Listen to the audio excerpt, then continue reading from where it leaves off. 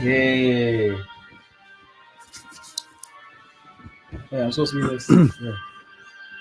Yeah. Yes. So welcome, everyone. Welcome. Check it out once again. It's your boy Cash Freedom coming at you live from the six. You know what this is. I'm out here, got King Nico on my left, but fuck the left. And we're live as always. First live in 2022 from the Crusaders of the Resistance headquarters, and we have the Pomeranian Resistance keeping guard, keeping us safe. Oh shit! I gotta having a tea time with Mr. Freedom as well. So yeah, conspiracy tea time with the Resistance. So we're gonna crusade as usual back into the past because that's where all the answers and the secrets are, and where all the hiding and covering up of Bible prophecy began. So we're going to quickly say hi to everyone as we begin this Flat Earth series. So yeah, Hannah Lily, the title's got you very intrigued. And yeah, lots of hard work's been put into this. Actually, I've been doing this for like 4 or 5 years now. And so have a lot of other flat earthers, the works out there. I'm not sure if you could still find a lot of it on YouTube now because of the censorship, but you can probably find it on BitChute. So there's the likes of Eric Dubai, Mark Sargent, Rob Skiba, who passed away last year. So again, we're going to revisit everything, tying everything to the Bible, of course, and everything else we've looked at. So Tartaria, thank you, Makash. He's got his own personal Bible with him. All gold, everything. And the fallen angels, enemy number 1. So thank you, Hannah. Thank you, Lacey. Welcome. Hi, good evening, everyone. Yes. So IU is very excited. We're finally on to Flat Earth. Andrew Eastman. Commander Eastman is in the house. Susie Rachel. Yeah, we're all here. We're going to go through some stuff. So the title of the video is The Missing Diary of Richard E. Byrd. So we're going to look who this character is, because for some reason, it all starts with him in our modern day generation. So this is the character. Yes, hello, Crusaders. Thank you, Laura. Stacy D is here. Raging River. Finally, yes, Kyle Mullins.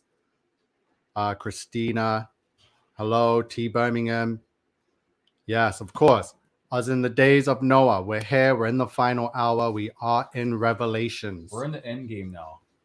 So yeah, what do you think you're in the end game, Makash? We're definitely in the end game, and it's just about to happen within our lifetime. Like bigger shit that's already happening right now, basically. So yeah, I can't believe we went through 2020, 2021, and now we're here in 2022. First week already done. So there's only 51 weeks left of 2022. And it looks like a bit of the same old, more corruption, more evil, more definitely clear-sighted that we're in the devil's playground. Yeah, rest in peace to Rob Skiba. Did a lot of great work for the Flat Earth. Okay, so we're going to get into it. Sorry if I missed all your highs. Chanel Brown is here. Love everyone here. Thank you for being here on time, everyone. Thank you, Butterfly. Okay, so I want to bring up the screen again. So we're going to look at this character, Richard E. Byrd. So he is an admiral. And look at his birthday. So he was born October 25th, 1888. So there's your triple eights. One day after Drake's birthday. October 25th. So October, we all know, equals 666. So there's your month of October. And look at his date of death, March 11th. March 11th is the day that the pandemic was announced worldwide. So his date of death was March 11th, 1957. And that's a very special time for the cover-up of the world and the return to Babylon and amping up for the New World Order. So we're going to look at all the dates surrounding 1957, 1958, 1959, right? Those are my times. So Richard E. Byrd. Excuse me. My poor throat. Don't smoke, kids. So look, E, so the E in his middle name is actually stands for Evelyn. So Evelyn is actually a woman's name. So you got this person, Richard Evelyn Byrd, right? So again, the middle name is questionable because it's a woman's name for a man, and there's your Eve. So, like I said, tying it all to the Bible and the Garden of Eden, because this is where we're going to be going on a journey to Eden. And look at his name. He has the Eve in his name. So you see the triple eights. There's his date of death, which is the pandemic birth date. So here's his born, died, place of burial. He served in the Navy. His rank is Rear Admiral. So, excuse me. So hold on quickly. I have Princess Coco here wants to say hello. I know Daddy hasn't been on in a long time. We're talking about the Earth, but you already know what it is. So here's Princess Coco. Hey, where's my The Pomeranian Resistance. So yeah, Prince? control her, please. We're going to get back to it. J7. Hi, J7. I love you. Shalom, David. Welcome back. So we're getting into it. Let me put it back up on the screen. So his rank is a Rear Admiral. Very established. Congressional Gold Medal. There's his family, his ancestry. So I want to go to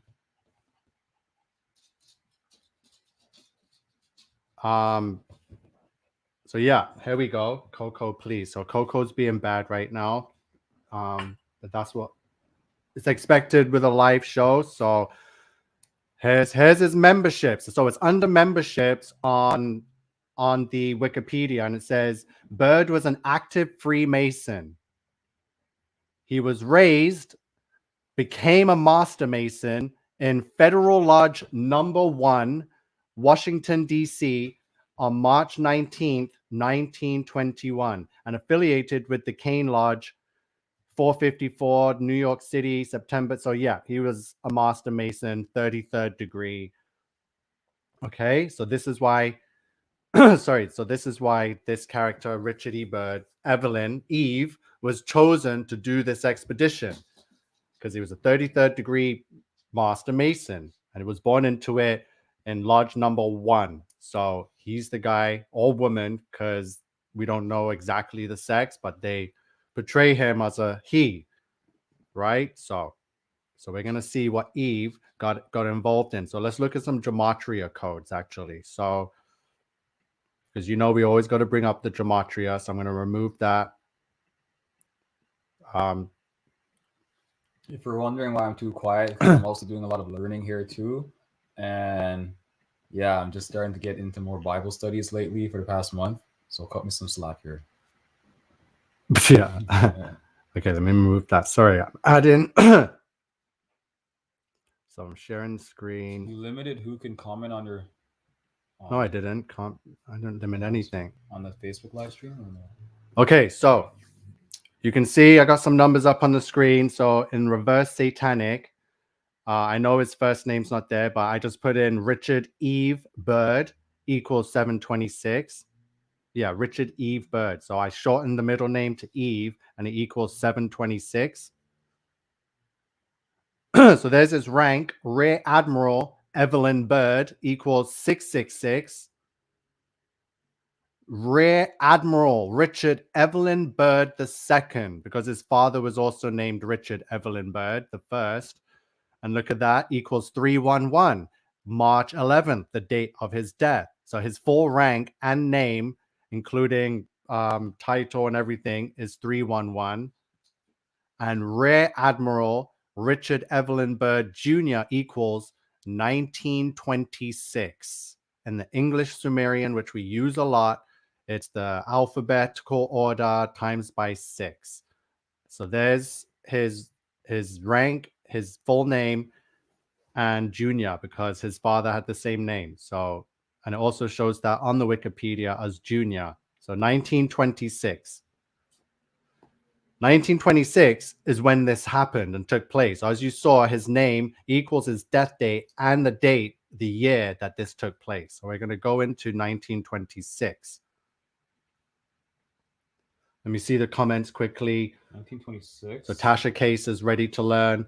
Yeah, so he was chosen to lead the expedition to go to be the first person to go to the North Pole, right? Welcome, Katie Johnson. She's already a flat earther. Welcome. Help our brothers and sisters here see the light so we can save them from the coming deception. It is inevitable. The amount of conditioning that has been going on Earth right now, the news, the media, the newspapers, the video games, the cartoons, the movies, it's all used. Music too. You've seen the music videos with the aliens and the UFOs. The Weeknd just came out with an album today. Yeah. I don't even need to listen to it because it's past my Bible studies. I realized that it says something about Satan being like the angel of music or something, and I'm thinking, no wonder all these hit songs and the whole music industry is so satanic as well. Exactly. I'm like, wow. Yeah. Okay, so let's get back into some Admiral Byrd. So he was a Mason. There you go. So we're going to get back to his name and when this expedition took place. So as you can see, it does show junior, the JR there. So I put that in and it equals 1926. So this picture of him was taken in 1928. Went through all the world wars and everything. So we're going to start something here. Pole and Vice Admiral Richard E. Byrd's accounts. Rear Admiral Richard Evelyn Byrd Jr. was an American naval officer who specialized in feats of exploration. He was a recipient of the Medal of Honor, the highest honor for valor given by the United States, and was a pioneering American aviator, polar explorer, and organizer of polar logistics. On May 9, 1926, Admiral Byrd took off from the Norwegian Arctic island of Spitzenberg along with his pilot Floyd Bennett in an attempt to be the first to fly to the North Pole. About 16 hours later, the pair returned to the island in their Fokker trimotor airplane, the Josephine Ford, saying that they had indeed accomplished the feat. Byrd submitted his navigational records to the U.S. Navy and a committee of the National Geographic Society, one of his sponsors, who confirmed the accomplishment according to the Ohio State University libraries. Byrd was hailed as a hero and given the Medal of Honor. However, for some unknown reason, Admiral Byrd's official accounts of his journey were not long after disproved and even denied as inconclusive. When you learn of what Admiral Byrd claims to have found and experienced on his Arctic North Polar journey, it becomes clear why the official channels of society may have quickly decided to dismiss his claims. However, we must take into consideration the fact that Rear Admiral Richard E. Byrd was a well-respected member of society and highly decorated member of the U.S. Navy. The following is a reading of the official transcripts of Rear Admiral Richard E. Byrd's flight logs recording during and shortly after his pioneering journey deep into the unknown regions of the Arctic North Pole on the 19th of February, 1947. 0600 hours. All preparations are complete for our flight northward, and we are airborne with full fuel tanks at 0610 hours. 0620 hours. Fuel mixture on starboard engine seems too rich. Adjustment made and Pratt Whitneys are running smoothly.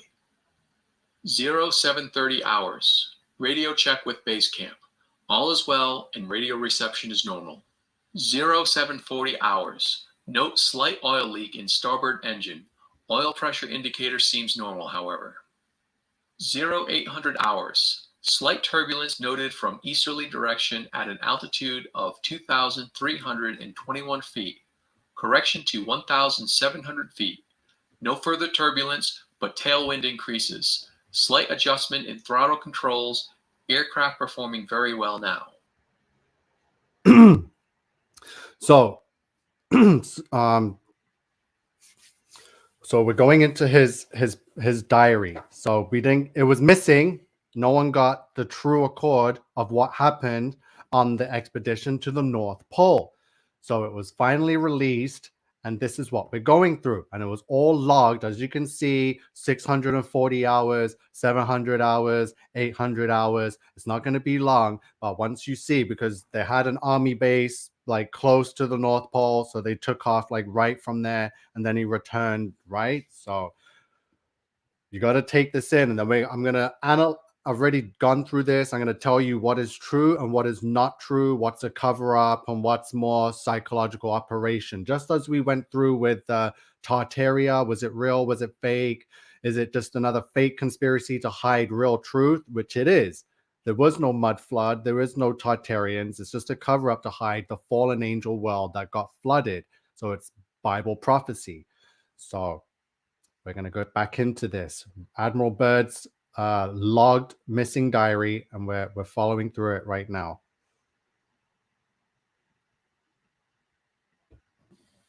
Zero 08:15 hours. Radio check with base camp. Situation normal. 08:30 hours. Turbulence encountered again. Increase altitude to 2,900 feet. Smooth flight conditions again. 09:10 hours. Vast ice and snow below. Note coloration of a yellowish nature and disperse in a linear pattern. Altering course for better examination of this color pattern below. Note reddish or purple color also. Circle this area 2 full turns and return to assigned compass heading. Position check made again to base camp and relay information concerning colorations in the ice and snow below. 09:10 hours. Both magnetic and gyro compasses beginning to gyrate and wobble. We are unable to hold our heading by instrumentation. Take bearing with sun compass, yet all seems well. The controls are seemingly slow to respond and have sluggish quality, but there is no indication of icing. 09:15 hours. In the distance is what appears to be mountains. 09:49 hours. 29 minutes elapsed flight time from the first sighting of the mountains. It is no illusion. They are mountains and are consisting of a small range that I have never seen before. 09:55 hours. Altitude changed to 2,950 feet, encountering strong turbulence again. 10:00 hours. We are crossing over the small mountain range and still proceeding northward as best as can be ascertained. Beyond the mountain range is what appears to be a valley with a small river or stream running through the center portion. There should be no green valley below. Something is definitely wrong and abnormal here. We should be over ice and snow. To the port side are great forests growing on the mountain slopes.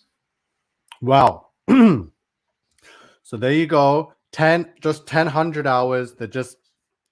He saw the mountains, and as he got closer, this is the North Pole. This is the absolute coldest place on Earth, next to the South Pole. So, poor Coco's screaming out there, causing noise. Okay, so as you can see and hear, he logged in this missing diary that there's a valley down there, there's a river streams, there's a forest, there's green grass. So he's in shock now. Like he's even said, this should not be there. We should be flying over snow and ice. So they found that the North Pole was not what it seemed. So let's continue on and find out what they found, what they saw, and we're going to put it all together, and we're going to explain what exactly is in the North Pole. Palm trees and champagne. Well, take it in. Listen. Our navigation instruments are still spinning. The gyroscope is oscillating back and forth. 10:05 hours. I alter altitude to 1,400 feet and execute a sharp turn to better examine the valley below. No. It is green with either moss or a type of knit grass. The light here seems different. I cannot see the sun anymore. We make another left turn and we spot what seems to be a large animal of some kind below us. It appears to be an elephant. No, it looks more like a mammoth. This is incredible. Yet there it is. Decrease altitude to 1,000 feet and take binoculars to better examine the animal. It is confirmed. It is definitely a mammoth-like animal. Report this to base camp. 10:30 hours. Encountering more rolling green hills now. The external temperature indicator reads 74 degrees Fahrenheit. Continuing on our heading now. Navigation instruments seem normal now. I am puzzled over their actions. Attempting to contact base camp. Radio is not functioning.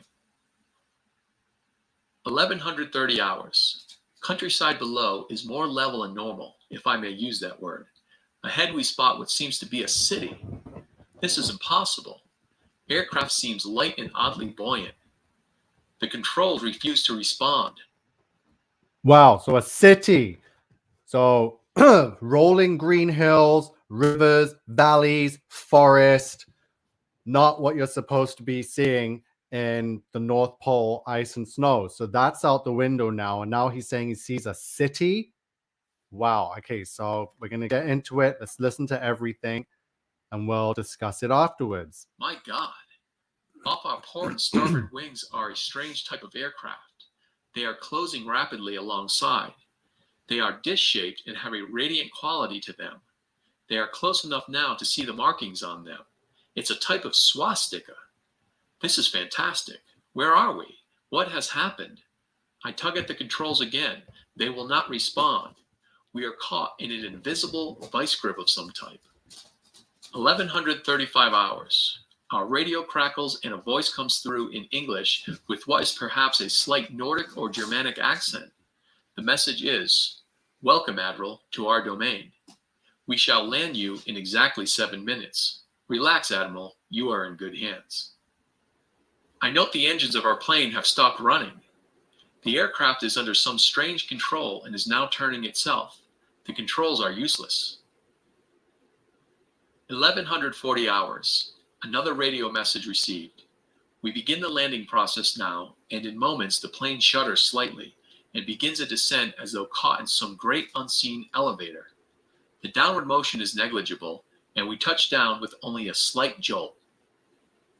1145 hours. I am making a hasty last entry in the flight log. Several men are approaching on foot toward our aircraft. They are tall with blonde hair. In the distance is a large shimmering city pulsating with rainbow hues of color.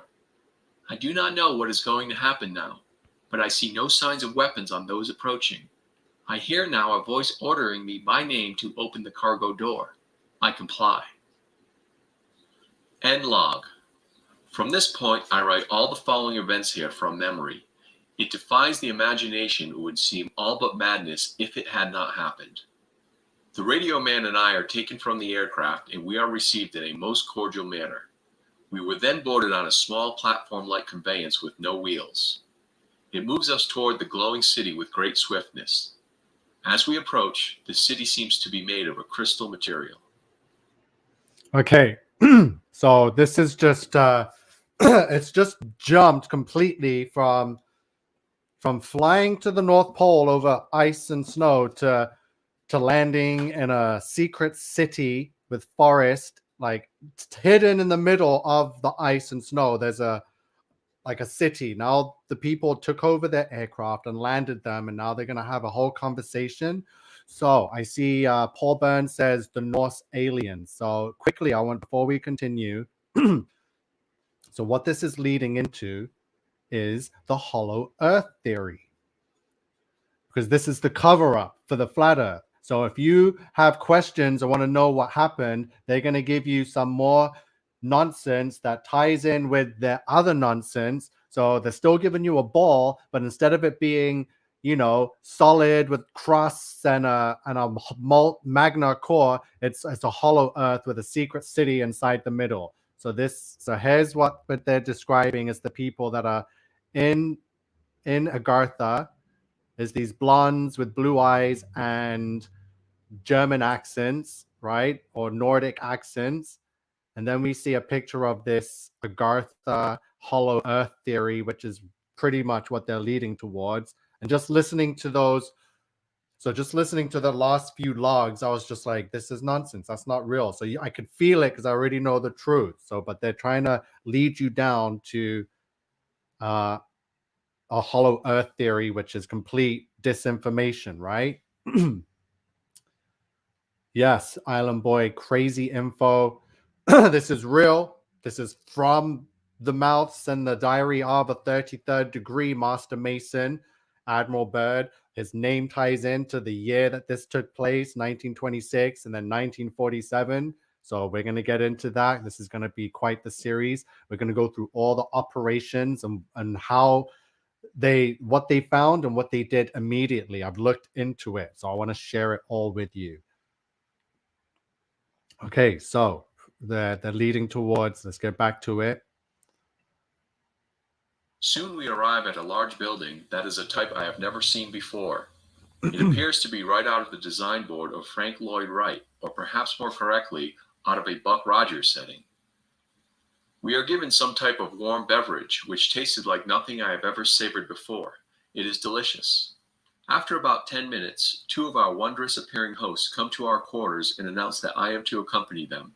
I have no choice but to comply. I leave my radio man behind, and we walk a short distance and enter into what seems to be an elevator. We descend downward for some moments. The machine stops and the door lifts suddenly upward. We then proceed down a long hallway that is lit by a rose-colored light that seems to be emanating from the very walls themselves.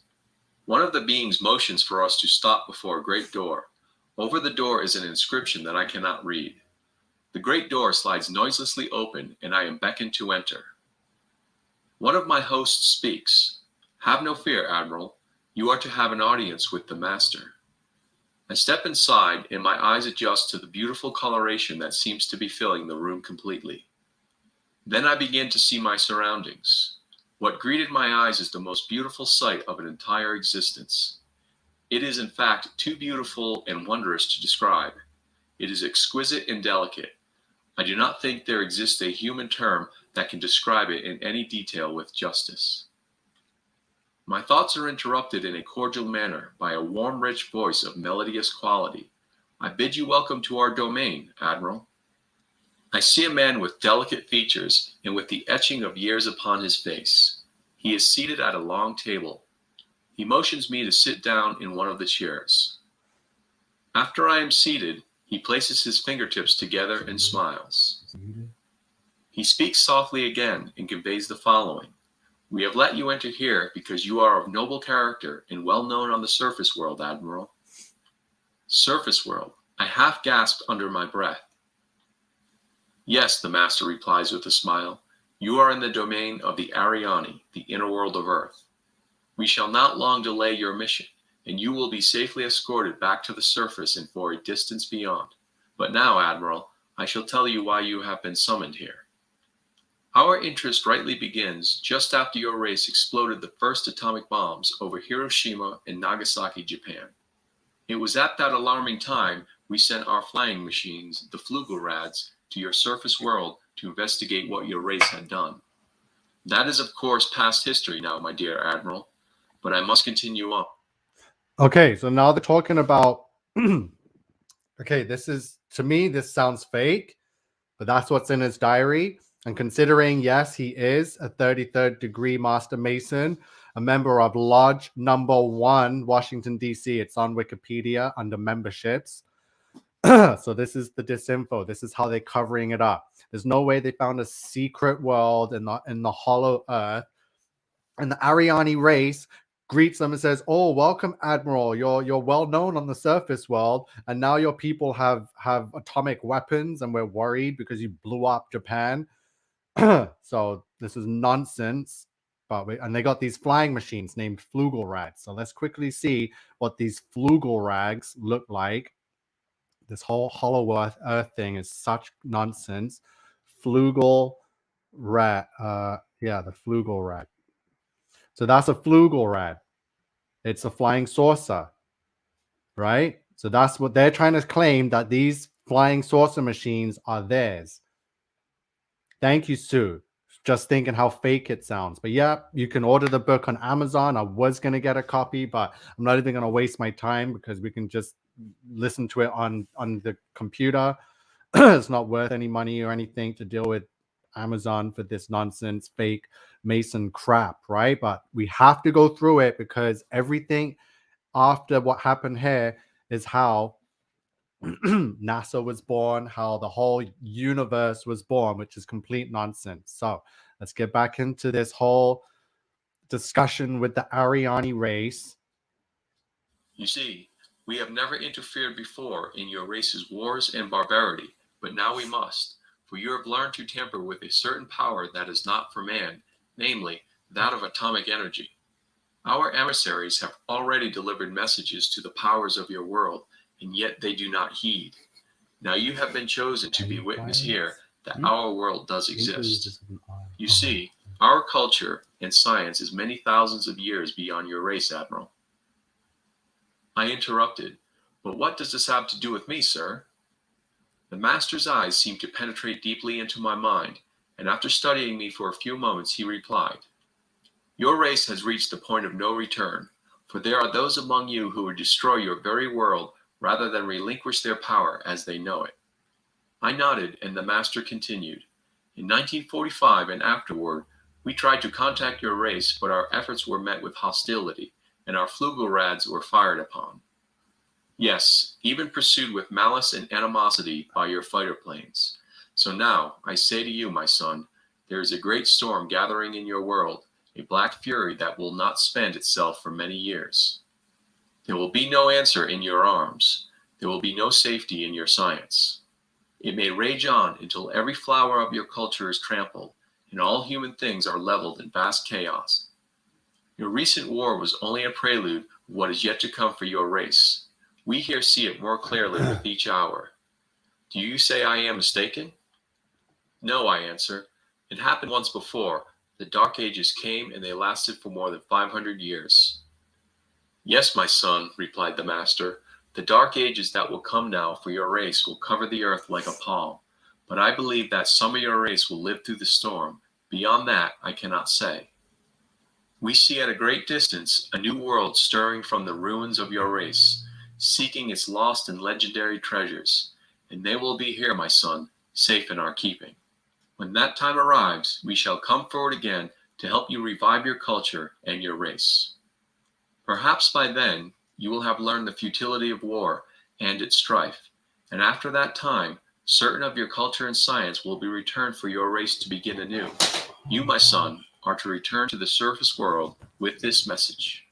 With these closing words, our meeting seemed at an end.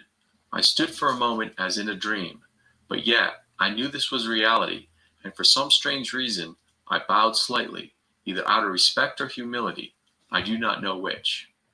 Suddenly, I was again aware that the two beautiful hosts who had brought me here were again at my side. This way, Admiral, mentioned one. I turned once more before leaving and looked back toward the master. A gentle smile was etched on his delicate and ancient face. Farewell, my son, he spoke. Then he gestured with a lovely, slender hand a motion of peace, and our meeting was truly ended. Quickly, we walked back through the great door of the master's chamber and once again entered into the elevator. The door slid silently downward, and we were once again going upward. One of my hosts spoke again. We must now make haste, Admiral, as the master desires to delay you no longer on your scheduled timetable, and you must return with his message to your race. I said nothing. All of this was almost beyond belief, and once again my thoughts were interrupted as we stopped. I entered the room and was again with my radio man. He had an anxious expression on his face. As I approached, I said, "It is all right, Howie. It is all right." The two beings motioned us toward the awaiting conveyance. We boarded and soon arrived back at the aircraft. The engines were idling and we boarded immediately. The whole atmosphere seemed charged now with a certain air of urgency. After the cargo door was closed, the aircraft was immediately lifted by that unseen force until we reached an altitude of 2,700 feet. Two of the aircraft were alongside for some distance, guiding us on our return way. I must state here, the airspeed indicator registered no reading, yet we were moving along at a very rapid rate. Entry flight log continues. 0215 hours. A radio message comes through. We are leaving you now, Admiral. Your controls are free. Auf Wiedersehen. We watched for a moment as the Flugelrads disappeared into the pale blue sky. The aircraft suddenly felt as though caught in a sharp downdraft for a moment. We quickly recovered her control. We do not speak for some time. Each man has his thoughts. 0220 hours. We are again over the vast areas of ice and snow, approximately 27 minutes from base camp. We radio them, they respond. We report all conditions normal. Base camp expresses relief at our reestablished contact. 0300 hours. We land smoothly at base camp. I have a mission. End log entries. March 11th, 1947. I have just attended a staff meeting at the Pentagon. I have stated fully my discovery and the message from the master. Wow. Okay. So they're back.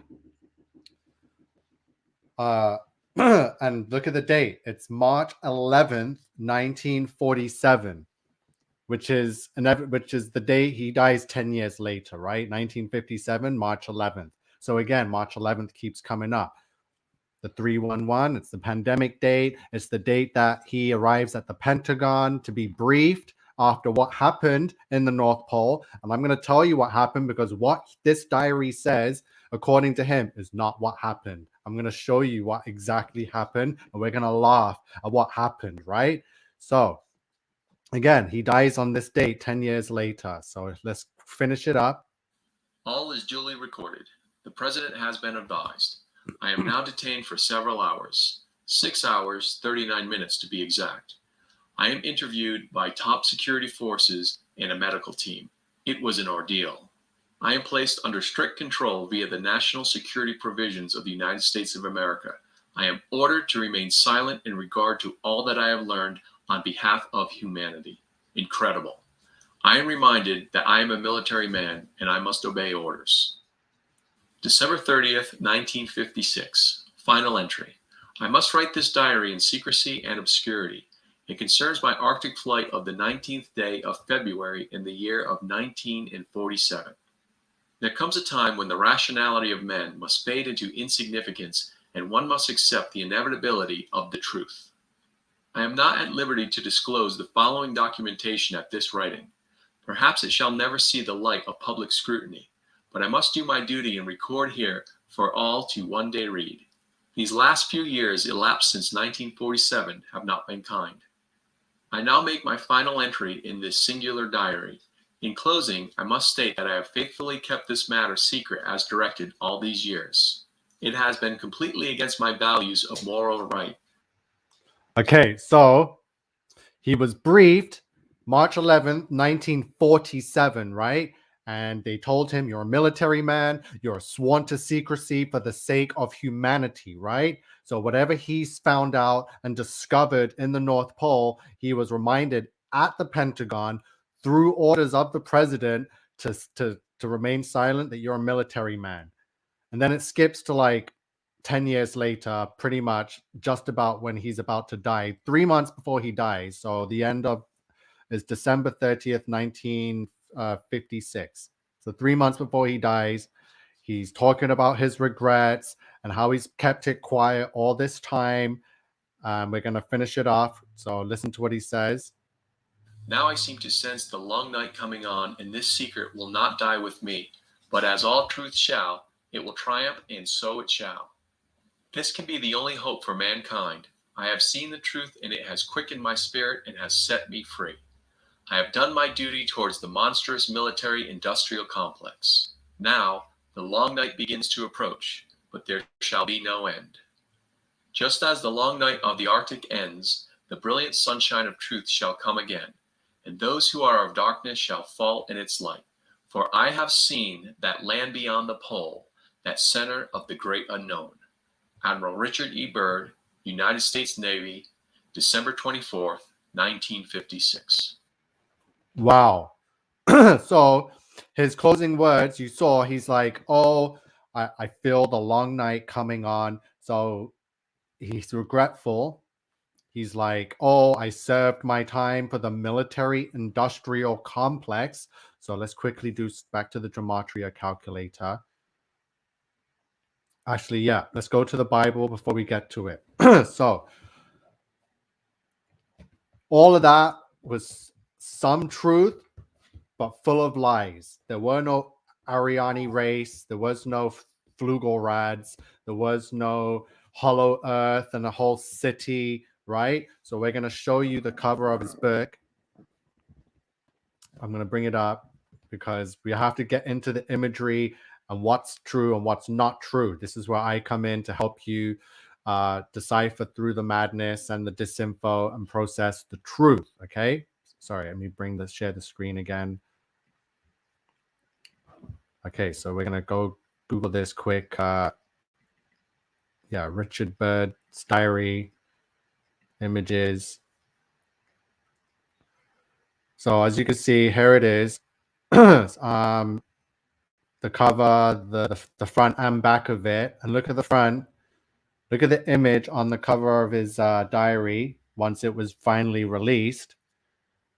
You see this? That is the land hidden in the North Pole, the 4 continents of Eden, with the rivers, the Euphrates and whatnot, the rivers running through it. And the magnetic mountain is right there in the middle. This is what they found, is Eden.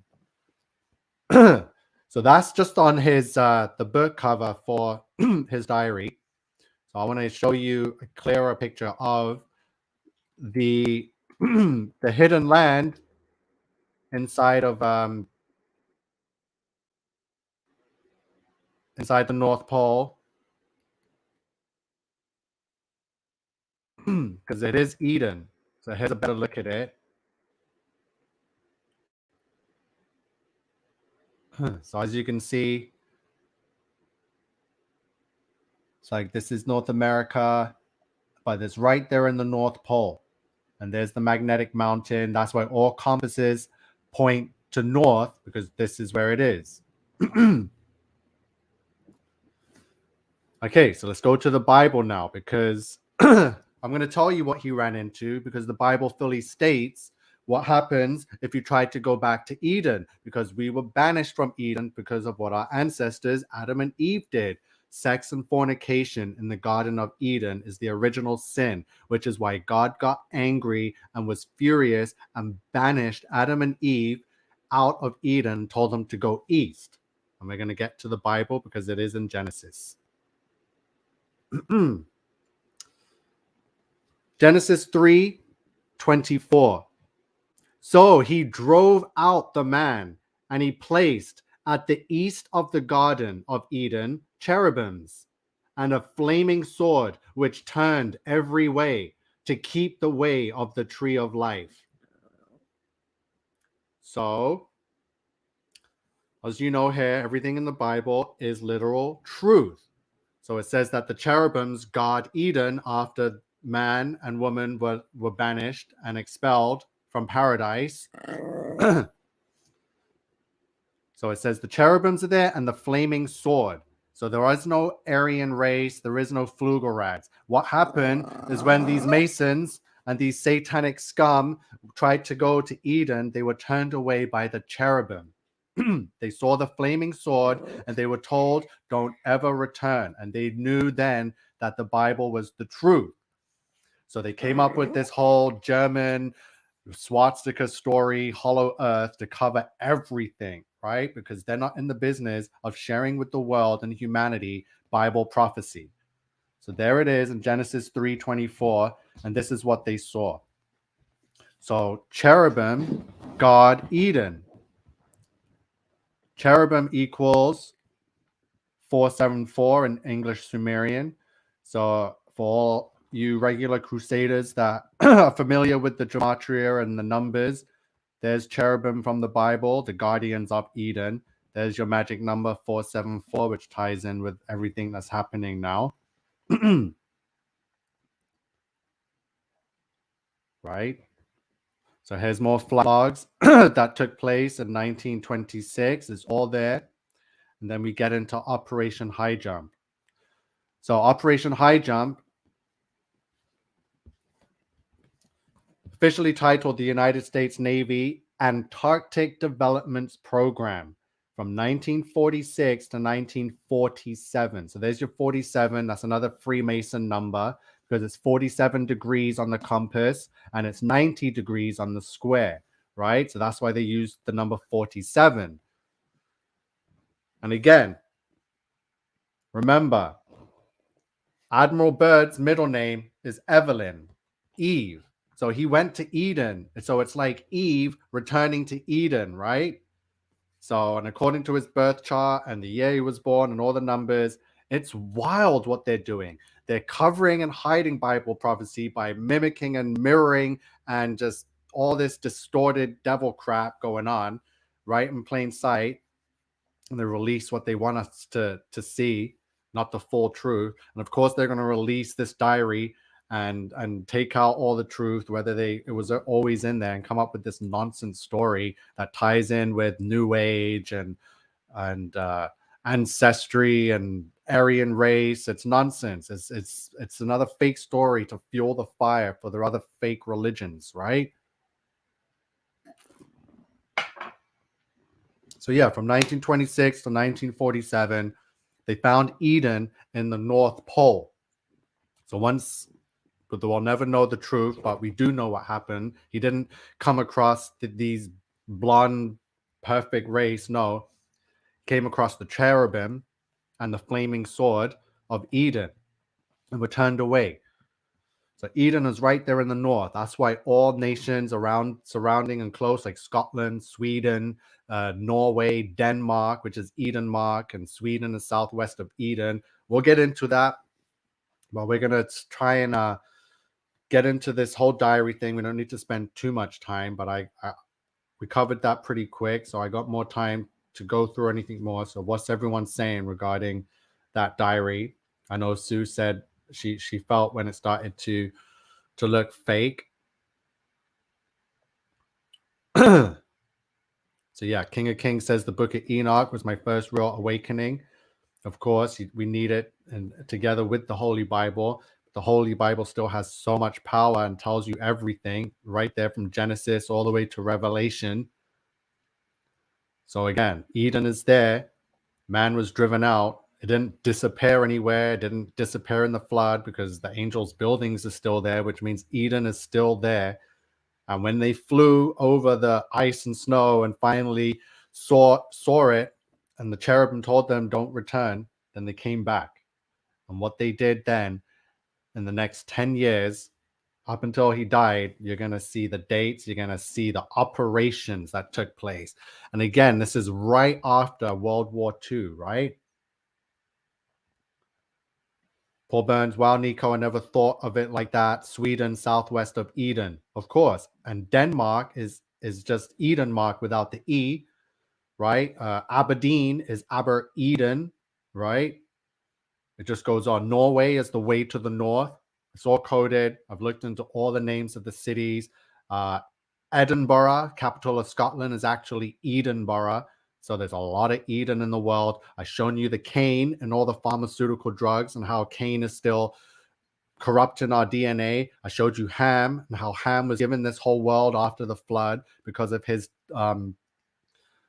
deception and falling prey and foul and falling into temptation to the devil. So Ham, Buckingham Palace, Hamptons, Hamilton, Markham, Durham, right? So this whole world belongs to Satan. We're in the devil's playground.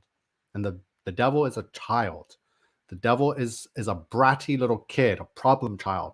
That's why it's called the devil's playground. Not the devil's office, not the devil's studio, not the devil's mansion, not the devil's sanctuary. It's a playground for a kid because that's what the devil is, right? So don't give these angels credit that they're these wondrous beings. They're nothing. They fell. Thank you, Kimberly Taylor. It is mind-blowing. Good evening, Kathy Paquette. Lots of stuff to go through, and we haven't even started. Like, there's so much flat earth stuff. Like, there's thousands of memes. I've joined so many groups on Facebook, but people aren't really teaching it and uncovering it the way it needs to be. Like, I can show you memes and show you all the sun behind clouds. I will end up showing you anyway. We're going to go through it, right? But it all begins with the government and the militaries and the Masons, because they're the ones that have the tools. Like, we don't have the tools to survive and go on a boat and go to the freaking North Pole to find Eden. We'll die on the way, right? And probably never return. So these people had the planes and had all the tanks and military equipment and money and funding from 1926 all the way through to 1947, right? So, Operation Highjump. So once they found what they found in the North Pole and were told not to return by the cherubim, what did they do? They rushed to the South Pole. They're like, wow, look what we just found. We've just come face to face with cherubim and the flaming sword of Eden, right? And we're told, get out of here. Your people are not welcome back in paradise until you repent, until you are judged by the Father, right? So they came back. He was briefed. He told the Pentagon everything. They said, you are sworn to secrecy, right? You cannot tell anyone this for the sake of humanity. So he didn't until he died. And then that journal was released afterwards, which probably wasn't written by him, probably written by his Mason buddies, and just more disinfo, more leading people down the wrong path, away, anything that's away from the Holy Bible, right? So they rushed to the South Pole with a fleet, with an army in 1947 to the South Pole. Sorry, let me see some comments quickly before I get lost into... yeah, Angela says, hi, Mukesh. Wow, a lot of things happened after the war for Satan's side. Yeah, before and after, right? They've been doing this. Everything that happened wasn't by chance. At the turn, by the time the 1800s ended, they already knew and set up every single day that the 1900s would bring, all the way up until now. Every day, every season has been planned. All the technology has been organized to how they're going to release it, right? Through black and white TV to color TV. Like, if you can make a TV, like, it doesn't make sense, right? The technology, when you look at how they do the bits and the megabytes and the gigs and then the terabytes, it's nonsense. Obviously, you already have the best thing, but then you tone it down and release it to us decade by decade, bit by bit, right? Money. Just look at the technology, right? That's not how it works and how it comes about, from like radio to TV, black and white, and then color. No, it just not how it happens. If you could have one, then you could pretty much make everything and not control it and release it and have full slave power over it and give it to the people, right? And now we got all these smart devices and everything's so damn connected to the metaverse. It's ridiculous. We've been played, humanity. We have been played. And the only thing that can save us now is Jesus Christ and the Holy Bible. Not the church, not religion, not running and professing that you're a Christian or a Catholic. No, because that's not what I'm doing, right? That's not what God is. People that don't understand God say, oh, that's not God-like. God is love and forgiveness. I'm like, no, that's your new age satanic God, which doesn't make sense, right? So they feel like they could do whatever they want, and then Judgment Day, God's just going to forgive them. No, God is not a forgiving God, right? It's a loving God and a jealous God and a just God. You're welcome, Paul Burns. Metaverse, even Facebook is called Meta. Yes, Facebook's already dead. It's full on Meta now, right? Facebook just locked my damn account. So he's been locked out of Facebook. You're too afraid to get me back in the public eye again for this year. So yeah, so Operation Highjump. So we're gonna get into it. Look, why isn't this getting bigger? Am I on the page? Okay.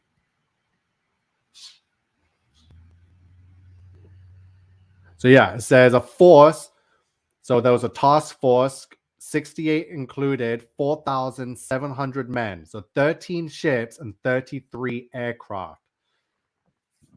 Highjump's objectives, according to the U.S. Navy report of operation, were to train personnel and testing equipment in frigid conditions, consolidating the extending the United States sovereignty over the largest practicable area of the Antarctic continent.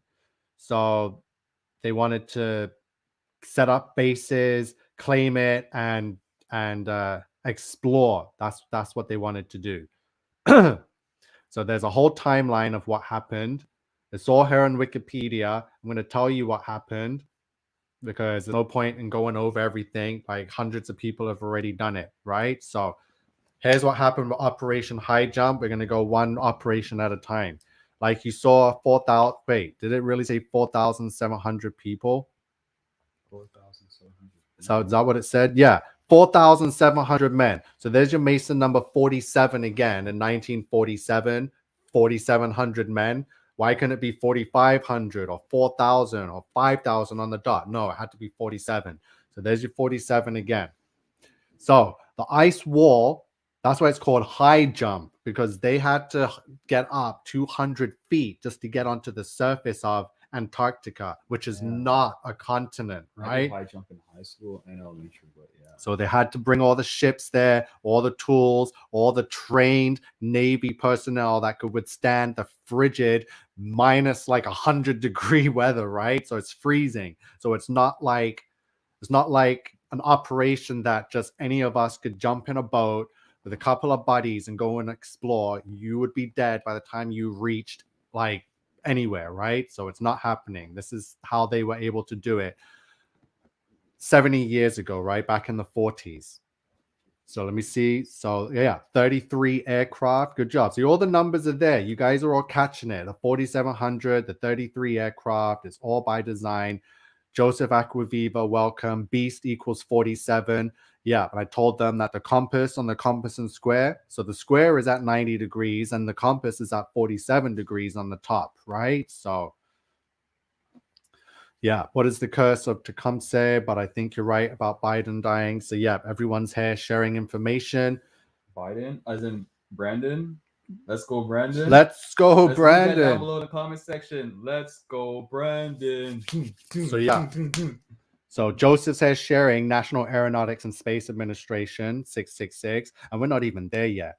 I'm gonna show you why NASA came about, all because of what they found in the North Pole. So remember, it's 1926, and then now we're in 1947. They're at the South Pole now. They've already been turned away by the cherubim.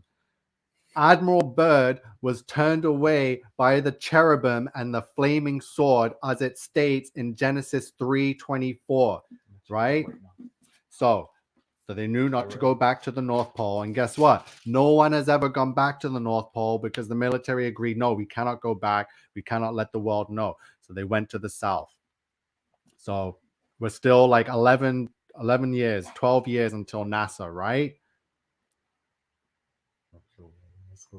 Let's go, Brando. Yeah. Or Trudeau. F. Joe Biden. So yeah, Mukesh is getting everyone out there. We got all our lovely American Crusaders America, here. New York. Tell them to rise up, Mukesh. Yeah. Tell them to resist. Better rise up right now in New York. Big message for you. Please grow some balls. My whole life, I thought you guys had balls in New York. I'm from New York, and now I feel embarrassed to be from there, especially the Bronx. Like, come on, man. I'm a regular schmegular boy from the Bronx, and boy, OG Fire, aka Mukesh Freedom, coming at you live from the 6th now, not New York. So grow some balls, please. Yeah, I just watched this. Same thing with you, all you commie liberal in LA right now. You're acting just like New York. You're supposed to be the land of angels and dreams. Yeah, you sound more like commies. Hashtag grow a pair. Join the resistance. Yes. I'm giving you guys the power. Take it. It's yours, America. We need you. No one in the world is going to rise up unless America does it first. Because you guys are the best at everything. So let's go. If America goes down, we all go down. Plain and simple. So here we go. Prince Cairo, watched the new Ghostbusters movie. Yeah, I did watch it. It was pretty crazy and coded. I'll get into that. So yeah, Operation Highjump. So I'm going to tell you the story. So they used all this military, all this equipment, hundreds of $1 million worth, right? So they got on top of the surface of the ice ring because it's not a continent, right? So once they got on board, they set up their bases, their camps. They found what they found, whether it was pyramids, whether it was more Tartarian buildings, right, covered in ice on Antarctica.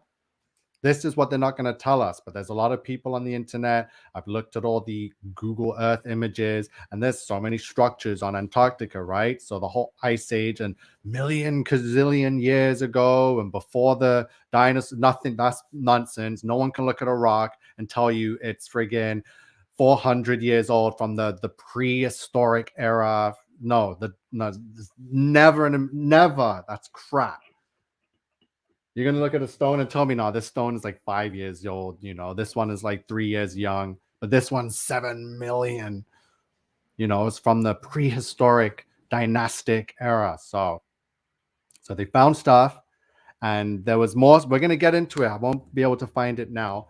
So the operation got cut short. Let's just say that, because they thought that they were under attack, supposedly. I'm going to find the diary or the information where I learned this from. But what happened on this Operation Highjump, after they set up the base and did some discovering, they had some planes and they were flying around Antarctica, and they were trying to fly deep to fly because they didn't want to trek deep into it. Not only did they have to get 200 feet up to get on the surface, then there's still like kilometers, like 100 kilometers just to deep into it. So they got the planes to fly, and the planes hit the dome because the dome's edge is right there, and they flew into the barrier and exploded, and they thought they were under attack, right? Supposedly the story is, oh, we thought we were under attack by Nazis, blah blah blah. It's nonsense. They found the edge. They lost some people because they flew their military planes. They didn't see the edge of the dome and flew smack into it and went poof. Well, right? I'm hella confused right now. Okay. Yep. Talk. Okay. Let's go. Because like the Bible says the earth is round. Well, that can mean anything. Round as in the dome, or round as in spherical. Round Whatever. like And then- a but then- plate, right? Yeah, I was thinking like the whole life, it's a globe. That's fair to say. I'll Okay, believe okay. that. But However, why? wait, it also states in the Bible something about 4 points or 4 corners. That also gets me hella confused. So I can't really make a comment. So your whole life, right? Let's get into it, because why has all of us our whole life believed that the world is a globe? Like, when did you first see and learn that the world was a globe floating in space? I don't know, since watching cartoons, since I can remember. Cartoons, again, cartoons Books. equals 666, right? With cartoon books, school books, what, grade 6 in The school? globe that's in the kindergarten class. Kindergarten. The blow up globe ball that every man wanted. Wow, see, it's fake. NASA is Disney, right, for adults and children, because I they hate working they with put it, Disney. they work together, so they get the minds of the young and show them space and blow up balloons of the world. It's crap, right? We cannot base our belief system on something we But then, believed in when we were children, right? Not even adolescents. well, can't you just go up in space and check if the world's round and take a picture? Like, didn't they do that already or no? Of course they did it. Now, who did it? Who has the money and the tools to do any of that? That's what I'm showing you. NASA? The government? military, the government. I could, what? You think we're gonna be able to go to Antarctica with just a few bucks of gas? No, we're not gonna get anywhere. We probably wouldn't even get out of Canada, let alone get to Antarctica. They had to bring What do you mean 40. get out of Canada? They had I could get out- 4,700 ships. I could get out of Canada. I could go anywhere in the world. Yes, I got never a full straight citizenship. answer. Yeah. Exactly, kindergarten, Stacey D. So they've been teaching us these lies since kids. And when you're a kid and some adult is telling you in kindergarten, this is where you live, what are you going to tell them? You're going to be rude to them and be like, no. You're going to be like, no, the adult's telling me, so I'm going to believe them, right? And You mean this is where you live? Like my address? no, like your world. This is the world we live in. We're on Earth, and then there's Mars and Venus and Neptune and Pluto, right? Well, I don't know about Pluto, dwarf planet, all that. See, business. dwarf planet. See, that's fake science. It's satanic crap. So they flew. They tried to get more info and more ground over Antarctica, and they lost some planes by flying into the dome. So then what happened is they packed up quick and they rushed back to civilization, to North America, to Europe, and things went quiet in the world. Nothing happened, right? They were hiding stuff. So what happened after Operation Highjump? It was Operation Deep Freeze, right? So, but that's when it happened. So Is that the Ice Age? So the timeline, let's see. So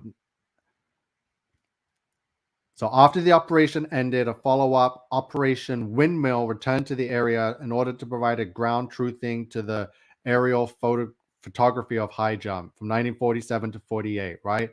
So human losses on December 30th, 1946, aviation radioman Frederick Wendell K. Henderson, Frederick Williams, and Ensign Maxwell Lopez were killed when their Martin PBM Marina George 1 crashed during a blizzard. They had helicopters back then? No, a plane. Yeah, and some helicopters, right? Because they just came out of World War One and Two. But look, they lost people on this operation, like I just said, saying that they lost these pilots because there was a blizzard. That's not true. Because what I heard and what I found out was that they lost those planes and those pilots because they flew into the edge of the firmament, because that's where the edge is in Antarctica. Sorry, I hope you guys saw that. So yeah, it's right here. It says human losses right here on the Wikipedia, and it says that they crashed during a blizzard, which is nonsense. So the surviving 6 crew members were rescued 13 days later at the edge of the dome, right? So because they flew, so the rest of the army had to trek out there to find out why their planes didn't come back. So when they finally got to the edge of the dome and the survivors explained, they saw it with their own everything, the edge right there, and the planes were lost, and that's how they got lost. Sorry, let me see some of these comments. You guys are amazing as usual. Jumping up on here, you guys, are so much going on. Check out jointheresistance.ca, by the way. Sorry, I'm seeing a lot of stuff. I know it's hard to take in, so let's just bring everyone back, because I know this is one of those topics I wanted to hold off because people are very sensitive over flat Earth and the whole globe that they believe in and the Big Bang. So I wasn't trying to lose subscribers over this, but we have to go through the facts, right? So we've gone back as far as 1926. We've gone into this character, Richard Evelyn Byrd. So the fact that this dude's name is Evelyn, Eve is right there, because the short form name of Evelyn is Eve. So why did this person with the name Eve get chosen to go to Eden? All by design, right? All by design. So yeah, I see J7 is sharing all that info. Paul Burns, Raging River, Lacey Lavender, Karen Bell.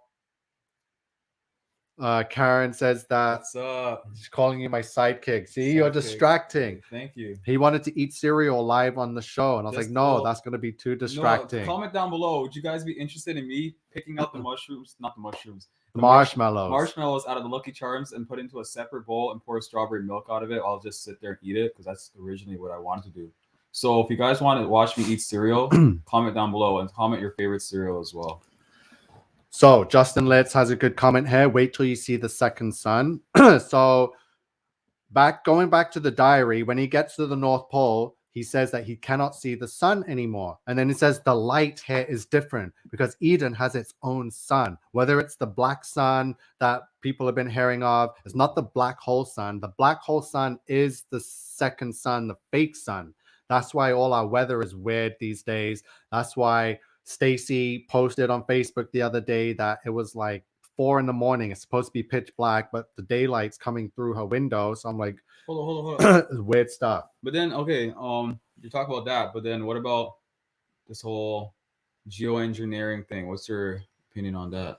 There is no global warming because Earth is not a globe. There might be climate change, yeah, not natural climate change, but they're changing the climate because they have no choice, because they need to change climate because they are in the business of hiding Bible prophecy. So they needed a second sun because God said that he's going to turn off the lights on the sun right after tribulation or before. We'll get into it.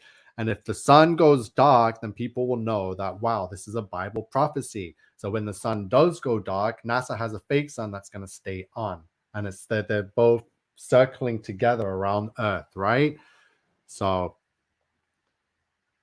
yeah, Lacey says the Bermuda Triangle is one of their giant portals, which is why Cape Canaveral, NASA, all their rockets they fire go into the Bermuda Triangle, right? So, like I said, there's hundreds of memes, if not thousands of images of, flat Earth, the sun, the lights on the highway and how it looks like they're setting, but they're not, because as you drive and get closer, they're still right above your head, right? So There's a whole bunch of science to go through, but I'm keeping it biblical, and I'm keeping it all the facts, all the operations.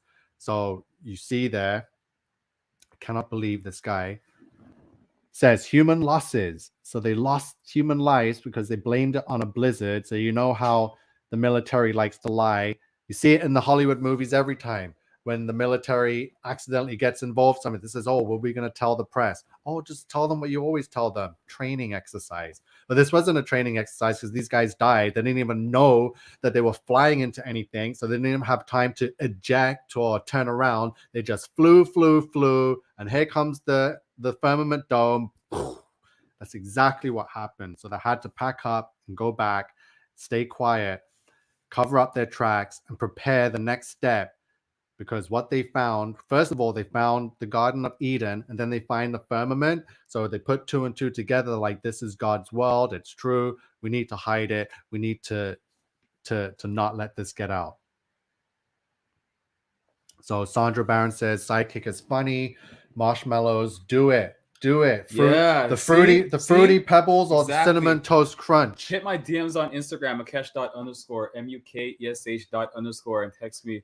DM me your favorite cereal there as well. This guy loves his Lucky Charms. Charms. You already know this. Your boy Mukesh Freedom, aka Mr. Lucky Charms, coming at you again live from the 6th. Fun fact: 2020 Halloween, I dressed up as a lucky leprechaun, and a bottle of Bailey's, this Irish wine, and a Lucky Charms cereal box were my 3 accessories while I was dressed up as a leprechaun. It was pretty lit. So yeah, I'm a fan of Ireland, Irish culture, Lucky Charms. Yeah, I was a fan of talk Ireland. to them. I still love my Irish people that support freedom, obviously, because we're all essential. Talk to them. I'm just trying to get used to talking back in front of a camera, so this is a great warm up, a great exercise. I know I kind of suck at it, but it's okay. I recently got started on reading up the Bible last month. Only read the first few chapters plus like random verses and chapters across the Bible, but now I'm mostly focused every day on this website, this Bible study website. Let me see if I could find the name for y'all. I only read lessons 17 and 1 to where is it? Lessons 1 to 6. And the website is called amazingfacts.org. Again, that's amazingfacts.org. I recommend everybody to do your Bible studies there. You'll learn a lot. It'll wake you to F up. If you're already awake, you'll wake up even more. Trust me on God. Nice, thank you. I know my voice is too monotone and boring, but deal with it. Okay, so now we know what happened in 1946, 1947 with Operation Highjump, Deep Freeze, and whatever else they did. They lost lives because it was pilots, not just people walking. So why else would pilots lose their lives? Not because of a blizzard. That doesn't make sense. They could fight it and land and survive. No, they flew into the dome, the edge of it, not the above part, because they were in Antarctica. So they finally found the bottom edge part. So they hit it with their planes. So what happened? Things went quiet. They removed themselves from Antarctica after what they found. So they found what they found in the north, and then they found what they found in the south. So here's what happened next. 1958. No, 1957 first. So 1957, March 11th, Admiral Byrd dies, right? So he's gone now. He's out the picture, right? They don't have to worry. He was the Eve that returned to Eden, right? So Eve is now out the picture. 1957. Then we get the year after Admiral Byrd dies, 1957, so it's now 1958, we get the founding of NASA. So this is what happened. They found the Garden of Eden. They found the dome firmament and proved that it's real and that the Bible is the truth. So what did they do? Instead of telling the world to praise God, to praise Jesus Christ, because he is the truth and we found it, they hid it. So the year after Admiral Byrd mysteriously dies or whatever, old age, he's gone now. Master Mason, sacrifice, ritual on March 11th, because that's when the pandemic began. We get NASA, and there's your satanic tongue. It's the NASA T minus, right? Satan. And what is it? It's the space agency. So they fully well know that space is fake. They know that there's a dome, but what are they going to do? They're going to remove it anyway, right? And how are you going to remove a dome that you want to hide, right? They already know that Nimrod tried, their great ancestor, right? Because they're all Hamites. They're all tied to that bloodline. So they're continuing the work of Nimrod. It's exactly what they're doing. And Nimrod built the tower to break it and destroy it physically, but that did not happen. So instead, they found a new way. They're not going to build a tower. They're going to build a space program, and they're going to send a rocket into the Bermuda Triangle, but somehow do CGI footage and tell you that, look, we're going to the moon.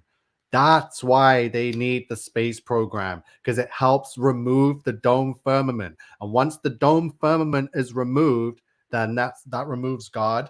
That removes the whole Holy Bible, right?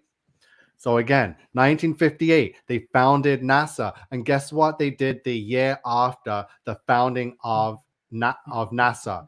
A space program, right? So they're supposed to be focused on space right now. So what does the world do after they get their space program to go to damn space? This is what they do in 1959.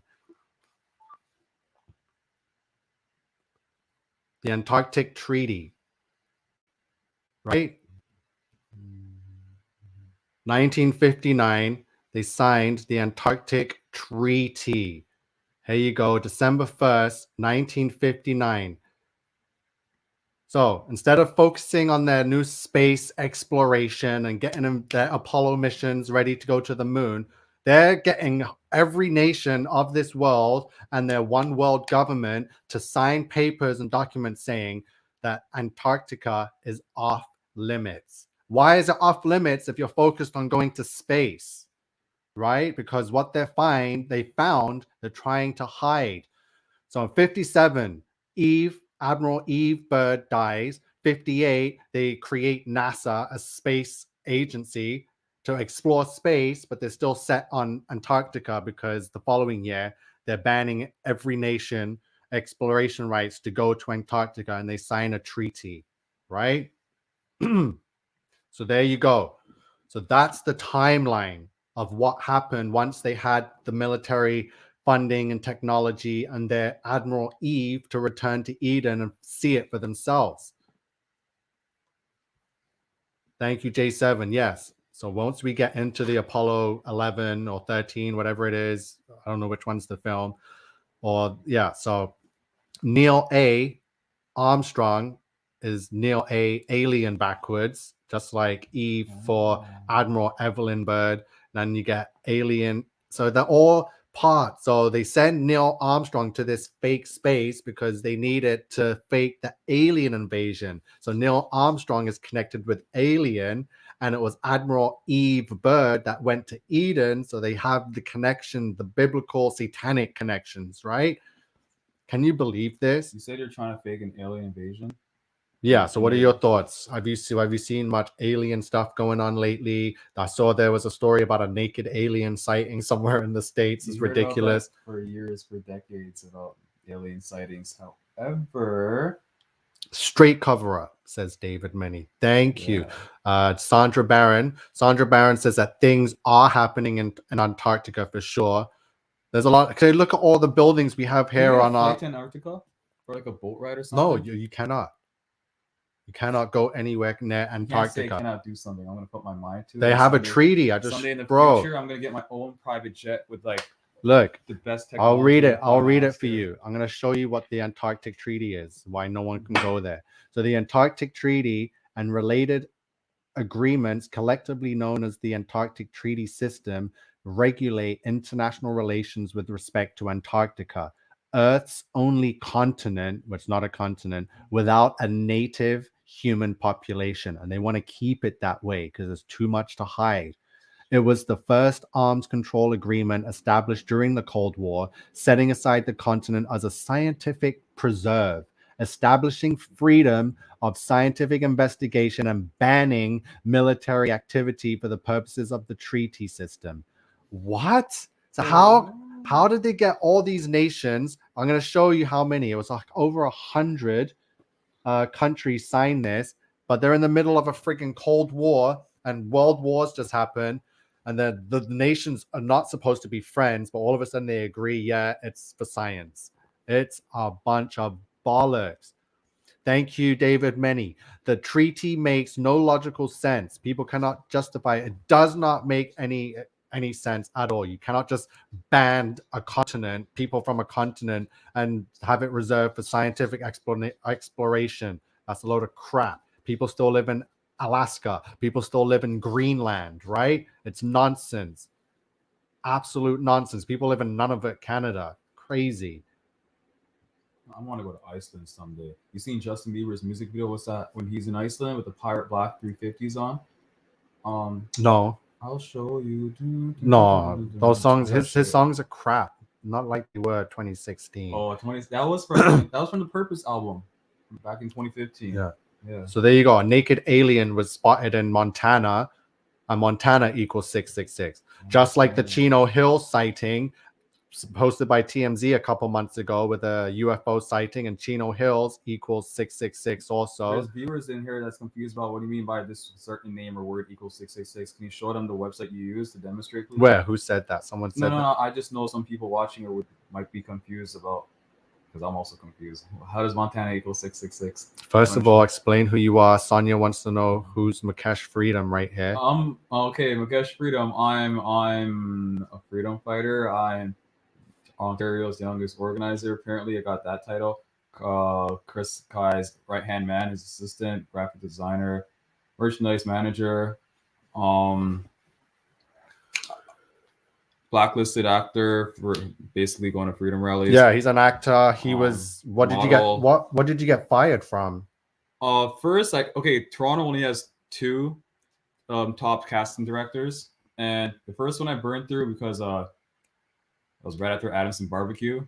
That was my first rally. That was a big deal. And then after that I was on set. I only got set.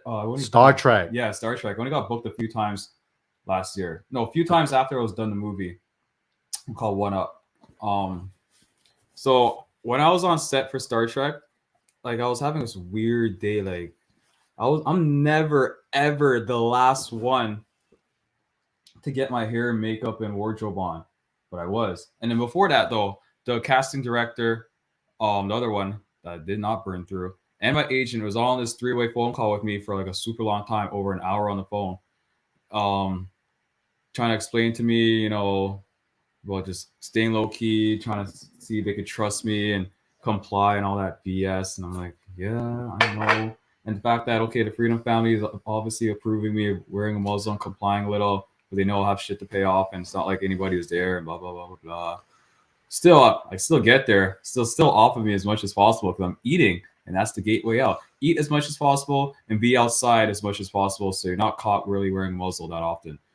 And that's how you win that. Yep, anyways, just say no. Yeah. Anyways, since Adamson Barbecue, everybody on set knows who I am, and well, they knew that before, but then the popularity and the attention rose to a whole new different level right after that, and there was too many extra eyes on me. And there was way too much attention when I got on set for Star Trek. People already knew who I was and heard my comments about sheeple and stuff like that, and knew that I marched around Toronto helping lead the march and things like that. So you blacklisted yourself because you went too viral with the rebellion and the resistance, yeah, right? Exactly. So next thing you know, these COVID cops, or the Karens I call them, or the health and safety committee, want to pull me off set. 4 minutes on the damn set. They didn't even say action yet. And you try to say, I need you to come with us. I'm like, okay. Tyranny. I'm like, shit, we're here. I already know what they're gonna say. Evening, Dina. Yeah. Sorry, quickly. These people got some great comments. I know. Okay, yeah. So JJ7. Sorry. They said, due to your beliefs and what you do outside of this, we find it disrespectful that you believe in these things, and we're gonna have to send you home. And I'm like, for what? I did the COVID test and it was always negative. And what I did on Saturday is days ago, nobody's business.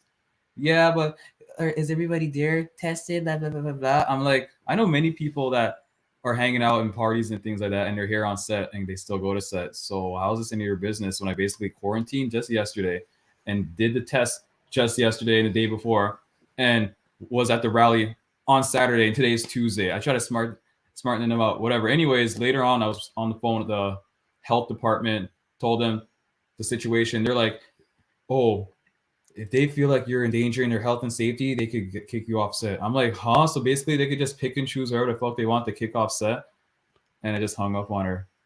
And that was it. The rest is history. Told David Menzies was very interested in my story. He's like, hey, you want to get this on camera? Want to do an interview? I'm like, okay, sure, yeah, let's do this. And he tried to get a hold of CBS. Fuck CBS, Mississauga headquarters. They want to give him a follow-up, obviously.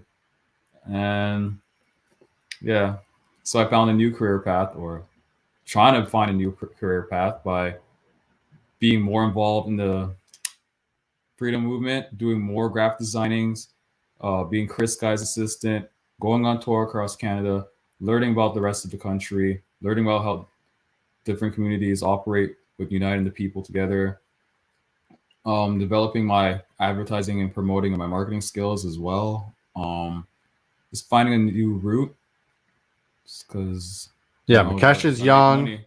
He's got his whole life ahead of him. Like 40, but like this whole crap. The end of the world couldn't have happened at the worst time for all of us. Like out west is way better than Ontario. Like no one is free from the end of the world, no matter our age and aspirations. It's gonna end when God says it ends. So and that time is like now. Like now's the time basically to get close with God. Like real shit. We're in the end game here. Stop wasting time sucking your dick. Stop wasting time with all these video games. Open your damn Bible. Simple as that. It's not a damn Bible. I mean, open your lovely Bible. Cut me some slack. I'm new at this. And yeah. So yes, J7 here. She's in San Diego, she's in California. So she's connected in the industry that you're in and knows people in the Star Treks and stuff. Technically, so it's a Star Trek spinoff it's a TV series called Strange New World. So F that show. I don't support it. I don't think anybody else should support it. I don't even like Star Trek to begin with. I'm not into that whole Star Wars, Star Trek, nerdy stuff. No offense. It's that stuff, anyways. I was just trying to get booked, make my money because I'm unionized, anyways. I got a credit, and move on to my business. Yeah, so be a good boy, Mukesh. So everyone's been commenting. They're talking about Antarctica. Yes, according to NASA and whatever government is giving the information, Antarctica, the continent, has islands named Omicron, Delta, and Corona. So that's ridiculous. It's nonsense. I think someone else said that there's some videos on YouTube talking about ancient aliens in Antarctica. That's probably how they're gonna describe some of the story. They already said that the Nazis ran off to Antarctica, but that's not true, because we'll get into Operation Paperclip, because over 4,000 of them got taken into America and given jobs, right? So that's another video for this series. But yeah, definitely greetings and God bless, Germano. Saskatchewan is the best part of Canada. I gotta say that. Greetings and God bless. So yeah, Star Wars is better anyways, huh? Well, yeah, Star Wars is like, to me, in my eyes, Star Wars looks more cooler. Like they have all the collaborations with fashion brands and stuff like that. I don't see Star Trek really doing much of that and being successful at it. Yeah. I feel like Star Wars is the iPhone and Star Trek is the Android. Plain and simple. So what they found, and look what they did immediately after they found it. They stayed quiet, they discussed what they needed to do, and they came up with the space agency. And then after Admiral Byrd died, so there was the 3 years, so 57, 58, 59. Eve dies, Admiral Eve Byrd. Then they founded NASA at 58, and then 59 they have Antarctica Treaty, right? So they ban everyone to go there. Then we know what happens.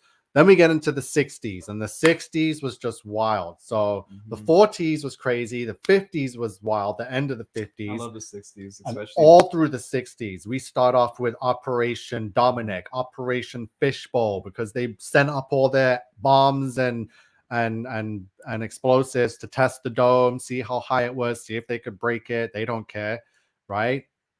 And then they landed on the moon in 1969. So, and a lot of you, I'm not gonna get into it tonight, but that whole Stanley Kubrick and filming it in a Hollywood basement, we're gonna uncover all of that and see how and why. We're gonna look at the technology they used. We're gonna look at the spacecraft, that little tinfoil duct tape, little microwave looking thing, supposedly withstood all the forces of gravity and the speeds and the cold and the fire and the atmosphere, and went to space and landed on the moon and then brought them home, right? So, and not athletes, by the way. These are like old, frail Masons that are not athletic. You know, Buzz Aldrin and Neil Armstrong were not young, they were not athletes. So you'd think that, hold on, who's calling me? People are calling. So you'd think that to survive something as crazy as sitting in a rocket and traveling at like gazillion miles per hour into outer space and out of this world, you'd need the fittest, youngest, healthiest, athletic people to do it. So we're going to get into NASA and all their deception, how they're all Mason scum, deceiving the world, hiding what they found, hiding what's been given to us through the Word of God in the Holy Bible, the truth. Like I'm going to be able to prove that Eden is real because the military knows it's real, but they're not going to tell you. They're going to hide it. But we have the answers, right? We have all their operations. We have their movements. There's a paper trail, right? So we can see how the devil moves. We have to acknowledge and point out that that's the enemy. Look what they did. None of that makes sense with their thousands of ships and people, and it doesn't make sense. And this is now it's going to make sense when I tell you what they found. If you were working for the devil and then you find the dome and then you find Eden and you have cherubim tell you be gone, you're not welcome here, and you see the flaming sword, yeah, you're going to hide it, you're going to cover it up. So you don't want to so the moon rock is some painted rock also. We're going to get into what the sun and moon is. It's in Genesis also, the two lights for the sky. We're just going to introduction to this whole looking into flat earth and comparing it to what we already know. Trust me, I'm an expert on the globe theory. I know we're the third rock from the sun. I know how 93 million miles away the sun's supposed to be, this giant, enormous, this gigantic ball of fire with solar flares. It's a load of crap.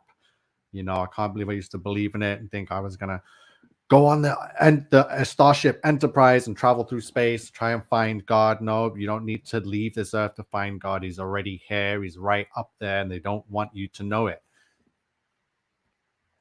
Yeah, you're welcome, Rose Holloway.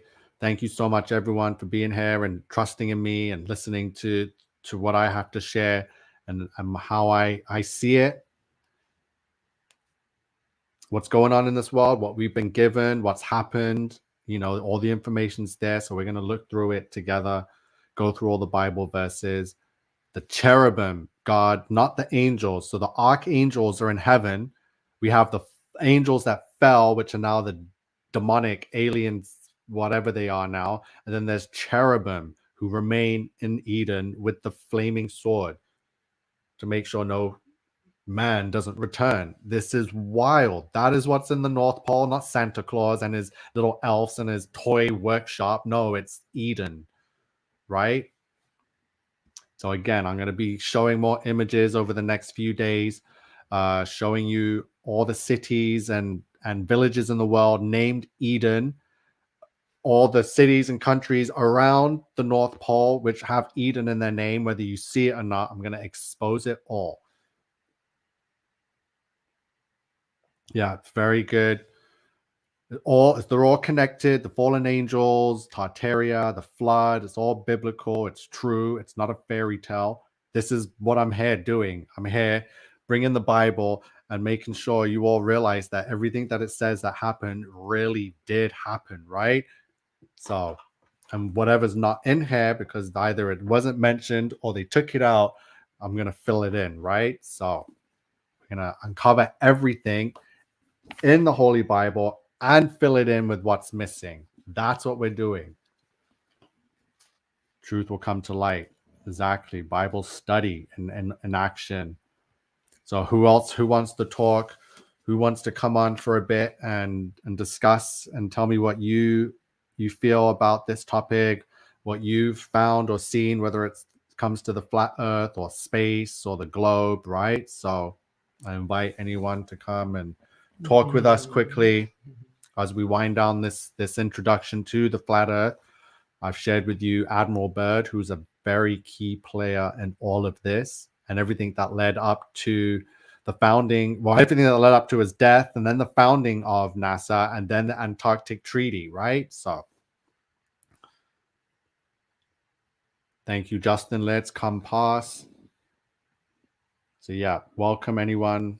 Let's have a chat. Can't believe it's already the 7th of January. I So know, right? first- Time went by fast. I swear I thought it was like We Christmas better yesterday. get our freedom back before my birthday hits. Yeah. So only points north, because we'll go into what Eden is, because there is maps of it. So there's the 4 little continents of Eden with the rivers going right through, and right in the middle there's the magnetic mountain Mount Meru. So whether the mountain is moving or turning, we know it's magnetic. And we know all the oceans somehow flow into Eden and back out. There's something they're pulling them. That's where the current comes from. So yeah. And that's why directly above Eden is the North Star Polaris, which doesn't move. It's the only star that does not move.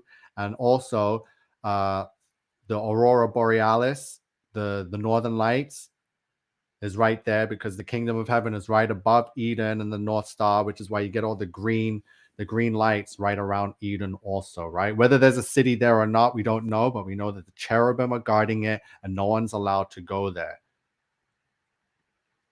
So why is time going faster biblically? Okay, great question. I want to quickly get into it then.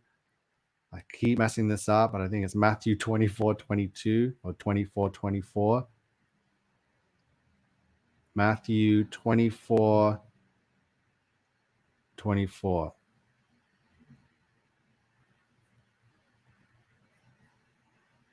Because yeah, again, I know that time has changed. And the only way you can understand that time is moving faster is if you understand the true nature of our realm. So Matthew 24:22 says, and except those days should be shortened. There should no flesh be saved, but for the elect's sake, those days shall be shortened. So the days are going to be shortened, Sandra. What do you mean, the wintertime? The days. So how can the days be shortened, right? If the Bible says, and in those days, so we're talking about the end days, the end game that we're in now. Yeah. He says, yeah, it's going to get bad, but for those people, your suffering won't be that long, because those days should be shortened, You right? ever think the Avengers is like somehow connected with the government? I don't know. These movie titles they be dropping sometimes. Like, It's remember all Bible stories. Remember Avengers Endgame movie? That was 2019. And the Infinity War was before that. Infinity War, The Infinity and 8. then, and this is a war between God and the devil for forever and ever, basically. And Spider-Man just last month, No Way Home. No, before that was Far From Home. You know, stating how they're already getting us like our minds ready that we're gonna be far from home or something to do with that within the next year. Yeah. All these 2019 movies, though, was like always showing something about a little hint of 2020 was to come. I picked up on that, some little short clips here and there.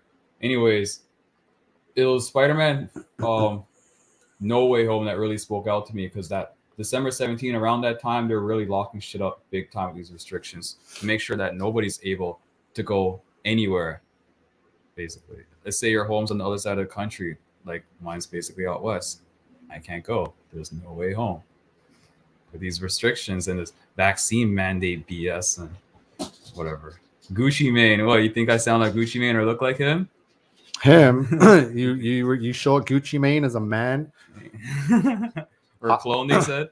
No, But, probably a clone of a woman, but Gucci Mane is I love Gucci. known to have given birth to babies. I love Gucci though, but I rather Louis Vuitton. But Jenny loves Gucci. Okay, so yeah, so the time is definitely moving quicker. It's not that our life expectancies are going to be shorter. That already happened because before the flood, our ancestors were living close to 1,000 years, right? Methuselah, our ancestor Methuselah, recorded the oldest living person at 969 years, right? Adam, the first man, lived to 930. Enoch, who walked with God and did not die, so he was possibly the first raptured, lived to 365, and that's how many days we have in our year. So there's Enoch, right? And then it ended with Noah and his children.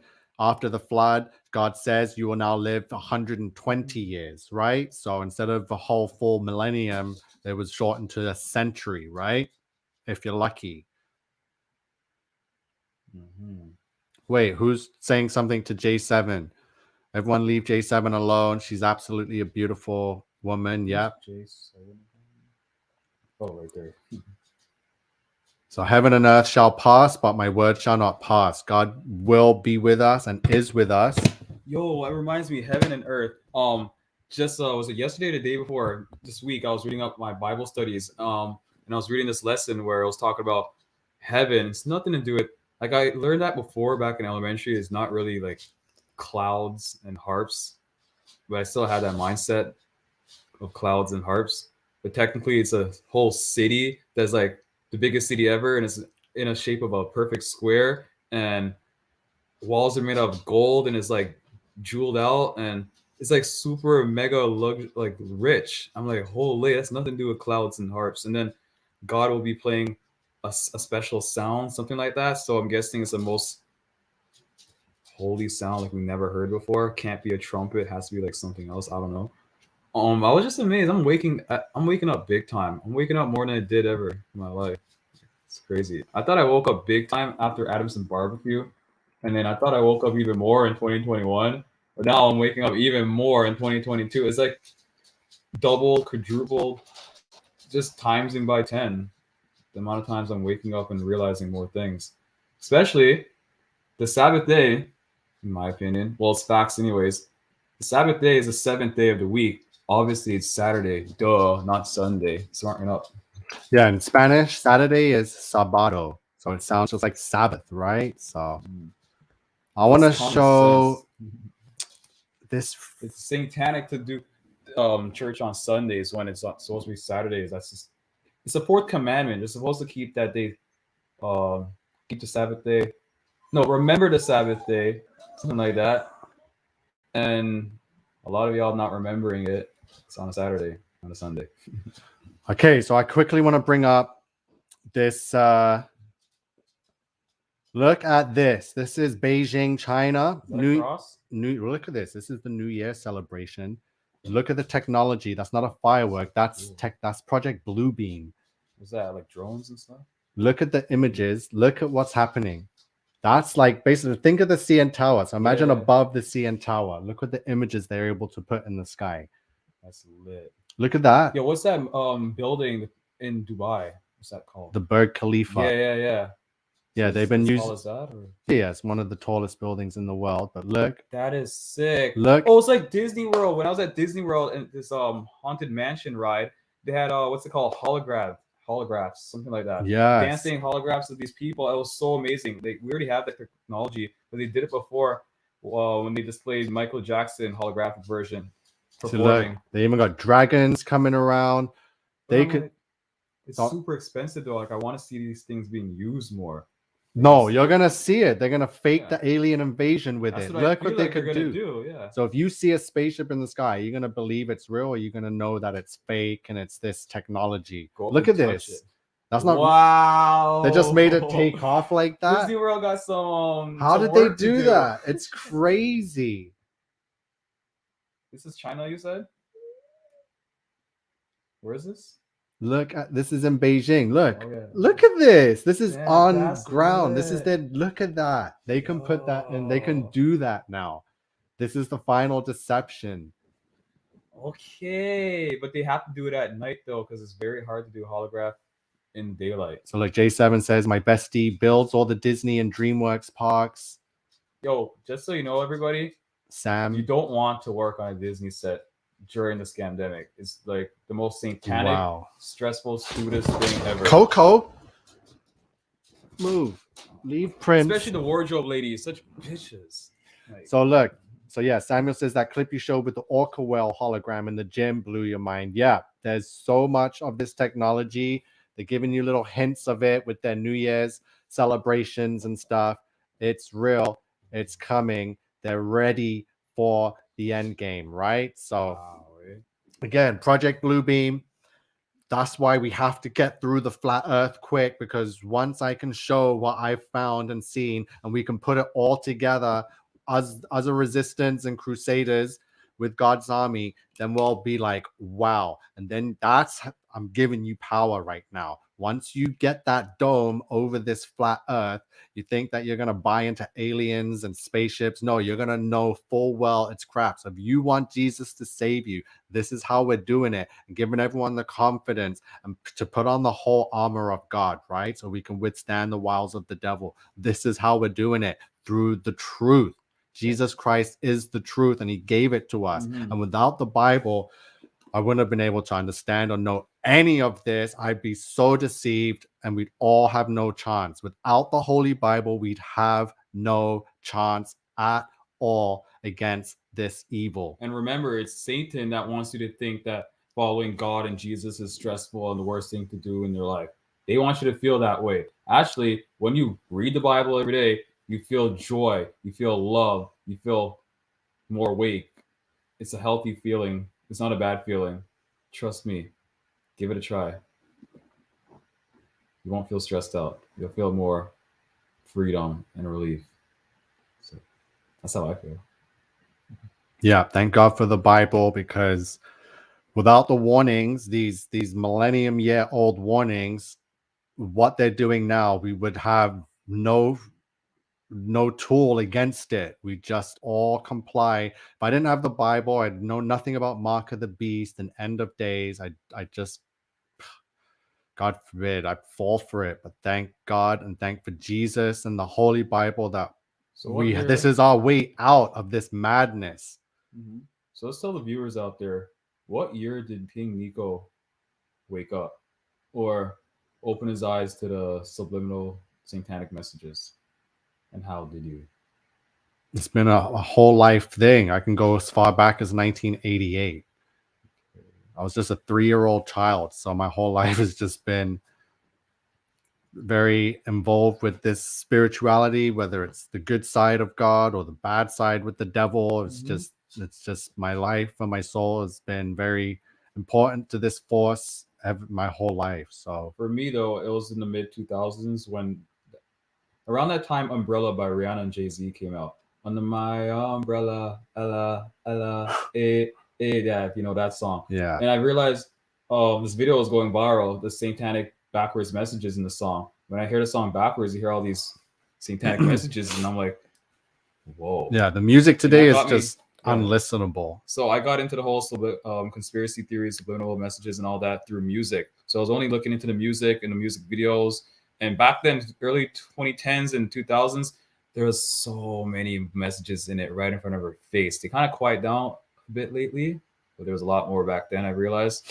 And I started doing more research, like certain TV shows and things like that, where you could find it, the symbols, all the things that you need to know. And I just kept it personally to myself and didn't tell anybody. And then you kind of think it's kind of cool to do what these stars are doing, and then you end up getting stabbed in the back big time. That's a good one, Sandra. Look, Bible stands for basic instructions before leaving Earth. Right? Exactly. Wait, yo, that's lit. It's an acronym?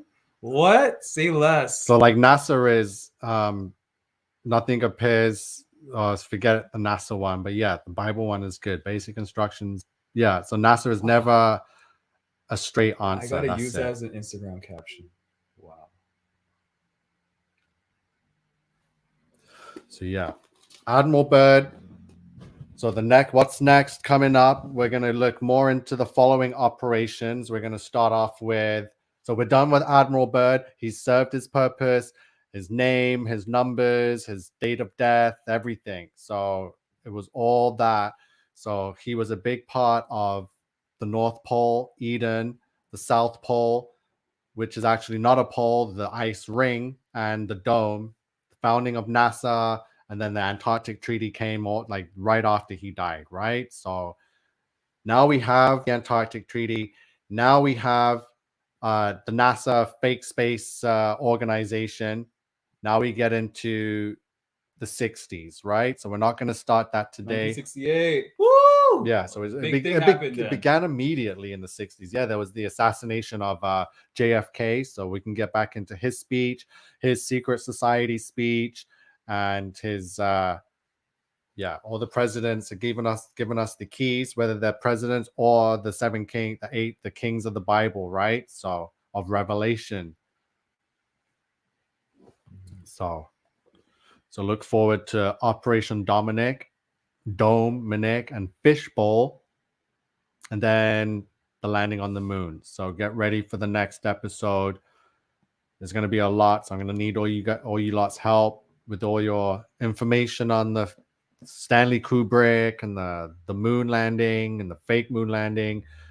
I have also, if you've seen the interviews right after with the press conference with the supposed astronauts, they never went anywhere. They knew it. You could see it in their demeanor and their body language and how they answered and spoke, because they were lying, right? So we're going to go through everything. We're going to go through the press conference of these astronauts, right? Astronauts. Birthday's on Monday. Lacey's birthday's on Monday. Okay. Oh, you're a 61. Yeah, my dad's a 61, I believe. Yep. So happy early birthday to you, Lacey. I'm from 1975. Yeah, I'm a January baby too. Yeah, you're welcome, Love Butterfly. Very informative. Thanks so much. So again, Admiral Byrd, he has this diary. It's a load of nonsense. It's got some truth, but full of lies, right? So it's always lies mixed with truths, right? So people don't want you to know the truth. They'll like with Tartaria, they don't want you to know the truth. They'll tell you, yeah, there was a mud flood and that there was a secret race that built these buildings. Even though the buildings are covered in angels, they won't talk about it. Thank you, John Levy, for that. So we're going to uncover everything. Because like I said, the way I see it is not the way they're telling us it is, right? So you're welcome, Alina Hart. Thank you for joining us. I hope I didn't see you from the beginning, but you're always here. I'll never stop doing this. Yeah, I won't stop until they take these platforms down, pretty much, right? And then what's going to happen when they take these platforms down? I remember Vlad said, if they shut off the internet, everyone's supposed to meet up at City Hall. Yes, Cleo. Yeah, you're welcome, Susie. Yeah, I'm an Aquarius, so we'll get in. That's another topic for another day. The whole age of Aquarius thing. So I'm very tied into this prophecy. You know, not only do I have the blood of Adam, you know, going through my veins, I also am an Aquarius in this supposed age of Aquarius and these end days. Kind of like witchcraft and kind of some. No, that's like you're thinking of like tarot cards and all that stuff and like doing rituals according to the stars. But no, that the stars are actually in the firmament. They're not like in space, like millions of light years away. The fortune telling thing is like foolish, though. It's like, you know, that's like. What's your opinion on that? The whole psychic readings, things like that. It's like disrespectful to God. It's foolishness. Did you read that in the Bible or no? Say that again. The whole psychic readings and fortune telling. Yeah, you're talking about witchcraft. Yeah, all the nonsense and pharmakia and deception, and it's all in there. It's everything. But again, that's a whole new age topic. I post some memes and stuff, but this whole new age thing is getting out of hand. The people involved with the new age, just their way of thinking, the way of life, the way It's like of the not caring modern to hippie is what it looks like. yeah, the modern just weirdos. They don't want to own anything. They're very happy, but they still need to work and just pay rent, and that's it. They don't have any care for in the world for anything. No God. They're just their own gods. They don't need anything, but they need everything. So this whole new age corruption, distorted mindset, and belief system is whack. And I'm experiencing it firsthand. You know me, I like to experience everything because I want to be the guy chosen to stare the devil in the face and be like, get the hell out of here. We know Jesus is going to come and destroy everything, and then God will throw them into the lake of fire. But I want to be up there too. I want to do my part. I want to make sure us crusaders here are resisting and the chosen to help withstand the wiles of the devil, right? This is huge. And it's happening. I cannot believe it's 2022. Have you seen the numbers that I have on my decodes for the year 2022? I've been doing it since 2020. I was like, oh my goodness, 2022. It's all happening, 2022.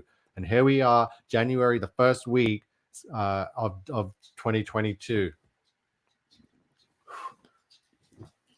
So yeah, really, it is mind-blowing. It has moon landing stage set on video. It was made 2004. Okay, you're talking about something. Thank you for sharing. I believe it all belongs to God except who influences them. Thank you. Thank you, Kemi.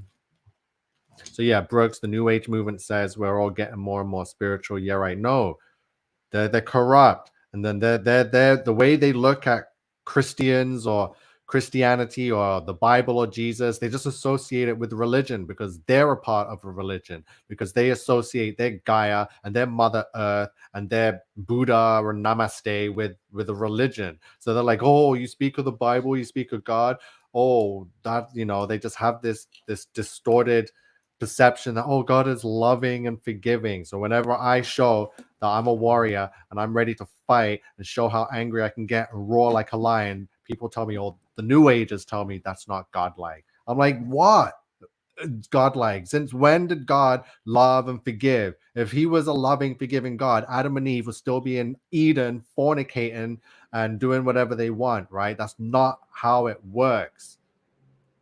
Basically, modern Jesus sucks. Biblical Jesus rules. God bless. Love, Butterfly. I'm trying to find that.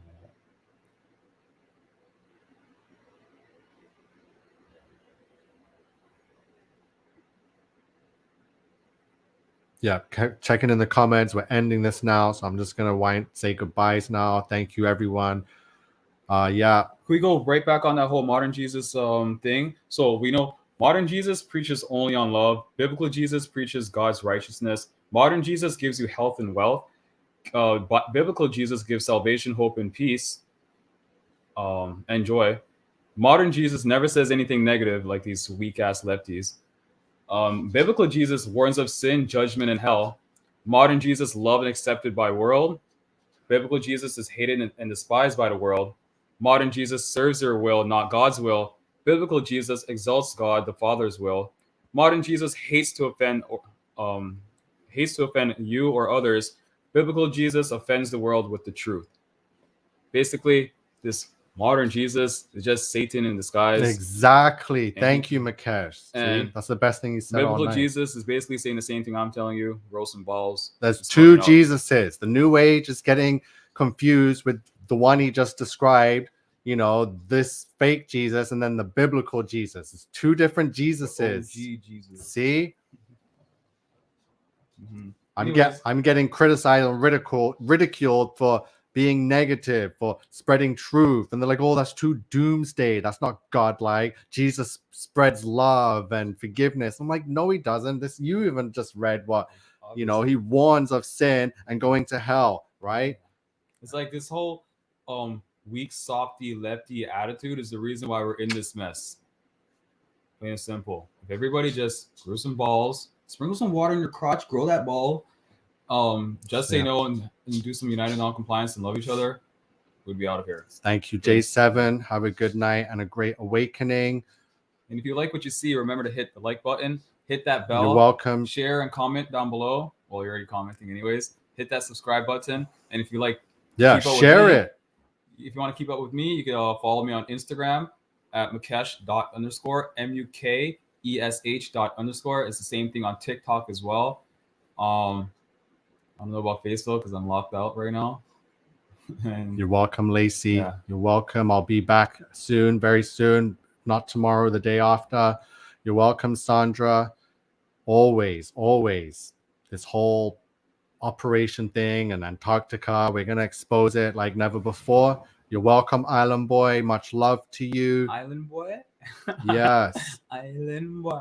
The truth will set us free. The truth is Jesus Christ in the Bible, not this church Jesus, but the biblical Jesus. There's two. I'm not with the church. I don't want anyone here to be with the church either. So yeah, thank you, Justin Campbell. Oh yeah, see, Jeremiah was called the Doomsday Prophet or Doom and Gloomer. I'm getting the same thing. Thank you so much. Frankie Atwood, hello. Fake Jesus is coming at the 6th trump. Seal and vile Satan himself. Yes, it is. You're welcome, true soldier of Christ. Thank you for the truth that you've produced tonight. You're welcome. You're welcome, King of You Kings. guys could also join my Telegram channel, Mukesh Freedom. Again, MUKESH Freedom. It's plain and simple. t.me/Mukesh Freedom.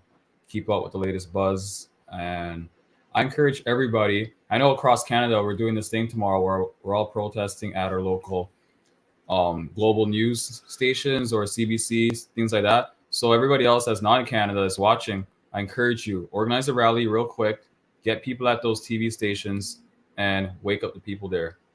Yeah, because it's the media that's also controlling this BS and pushing fear into you. Even though when I go on social media and I see all these posts about, oh, the vaccine, you got to take a 3rd shot, guys, blah blah blah blah blah, and these are mainstream media's social platforms. Look at the comment section. It looks like a lot of people, like 95% of people there, are awake and against it, but they're still encouraging to keep pushing this narrative, even though they could clearly see the people are against it. However, I've been noticing on some posts these days they're starting to block the comment section, so you can't say anything, you can't see anything. They make their post and that's it. And just yesterday on Instagram, I noticed a whole post about getting the COVID-19 booster shot, but there is no COVID-19 link attached to it. Shush, stop saying COVID. Oh. But yeah, we're gonna end this video. You're excited to talk. I know, Mukesh, it's been a while, but we'll get you a spot and get you speaking. Yeah. Well, maybe we'll come on and do another live. But this one's dedicated to Admiral Byrd and his missing diary. Yeah. And we're saying goodbye. It's just gone over the 2 hours. Justin saying thank you, learned a few things. We're just getting started. So if you learned something from this, that's great because there's way more information coming. So we're just getting into this, right? So this was the introduction, and what a way to introduce it with a missing diary from a man named Evelyn, right? Middle name Evelyn, sorry, it's Richard Evelyn Byrd. So it's Dick Eve Byrd, pretty much, right? If you want to put it that way, it's very blasphemous, right? So that's why they sent him. So thank you, everyone. It's awesome to see you all again in 2022. I'll be here, of course. All along the way, we're about to see some crazy things, so stay tuned. I appreciate you all for returning and for subscribing and expressing your love and sharing all your truth. I just appreciate it. This is why I keep doing it. And I'm probably going to go live on Facebook right now or Instagram. So make sure you join up on Facebook. We're going to make some more tea, talk about some more things. And yeah, I'm going to end this. I appreciate you all. Thank you. Hannah's been here from before we even started. Young, if my children turn out like him, I do proud. Remember to be. Yo, I'm not young, I'm old, but in that. The youngin', you're young. It's MUK, but thank you though. You're a man, but you're young. Still got much to learn. So everybody else, you're in a good place. He's in the resistance headquarters. So, we let everyone find their way. He's got his own Bible. I'm not pushing. I'm not a Bible pusher. I'm not with the whip there saying, read it. He does it by himself, right? So God bless everyone. I'll see you soon on Facebook. I love you all. Peace out.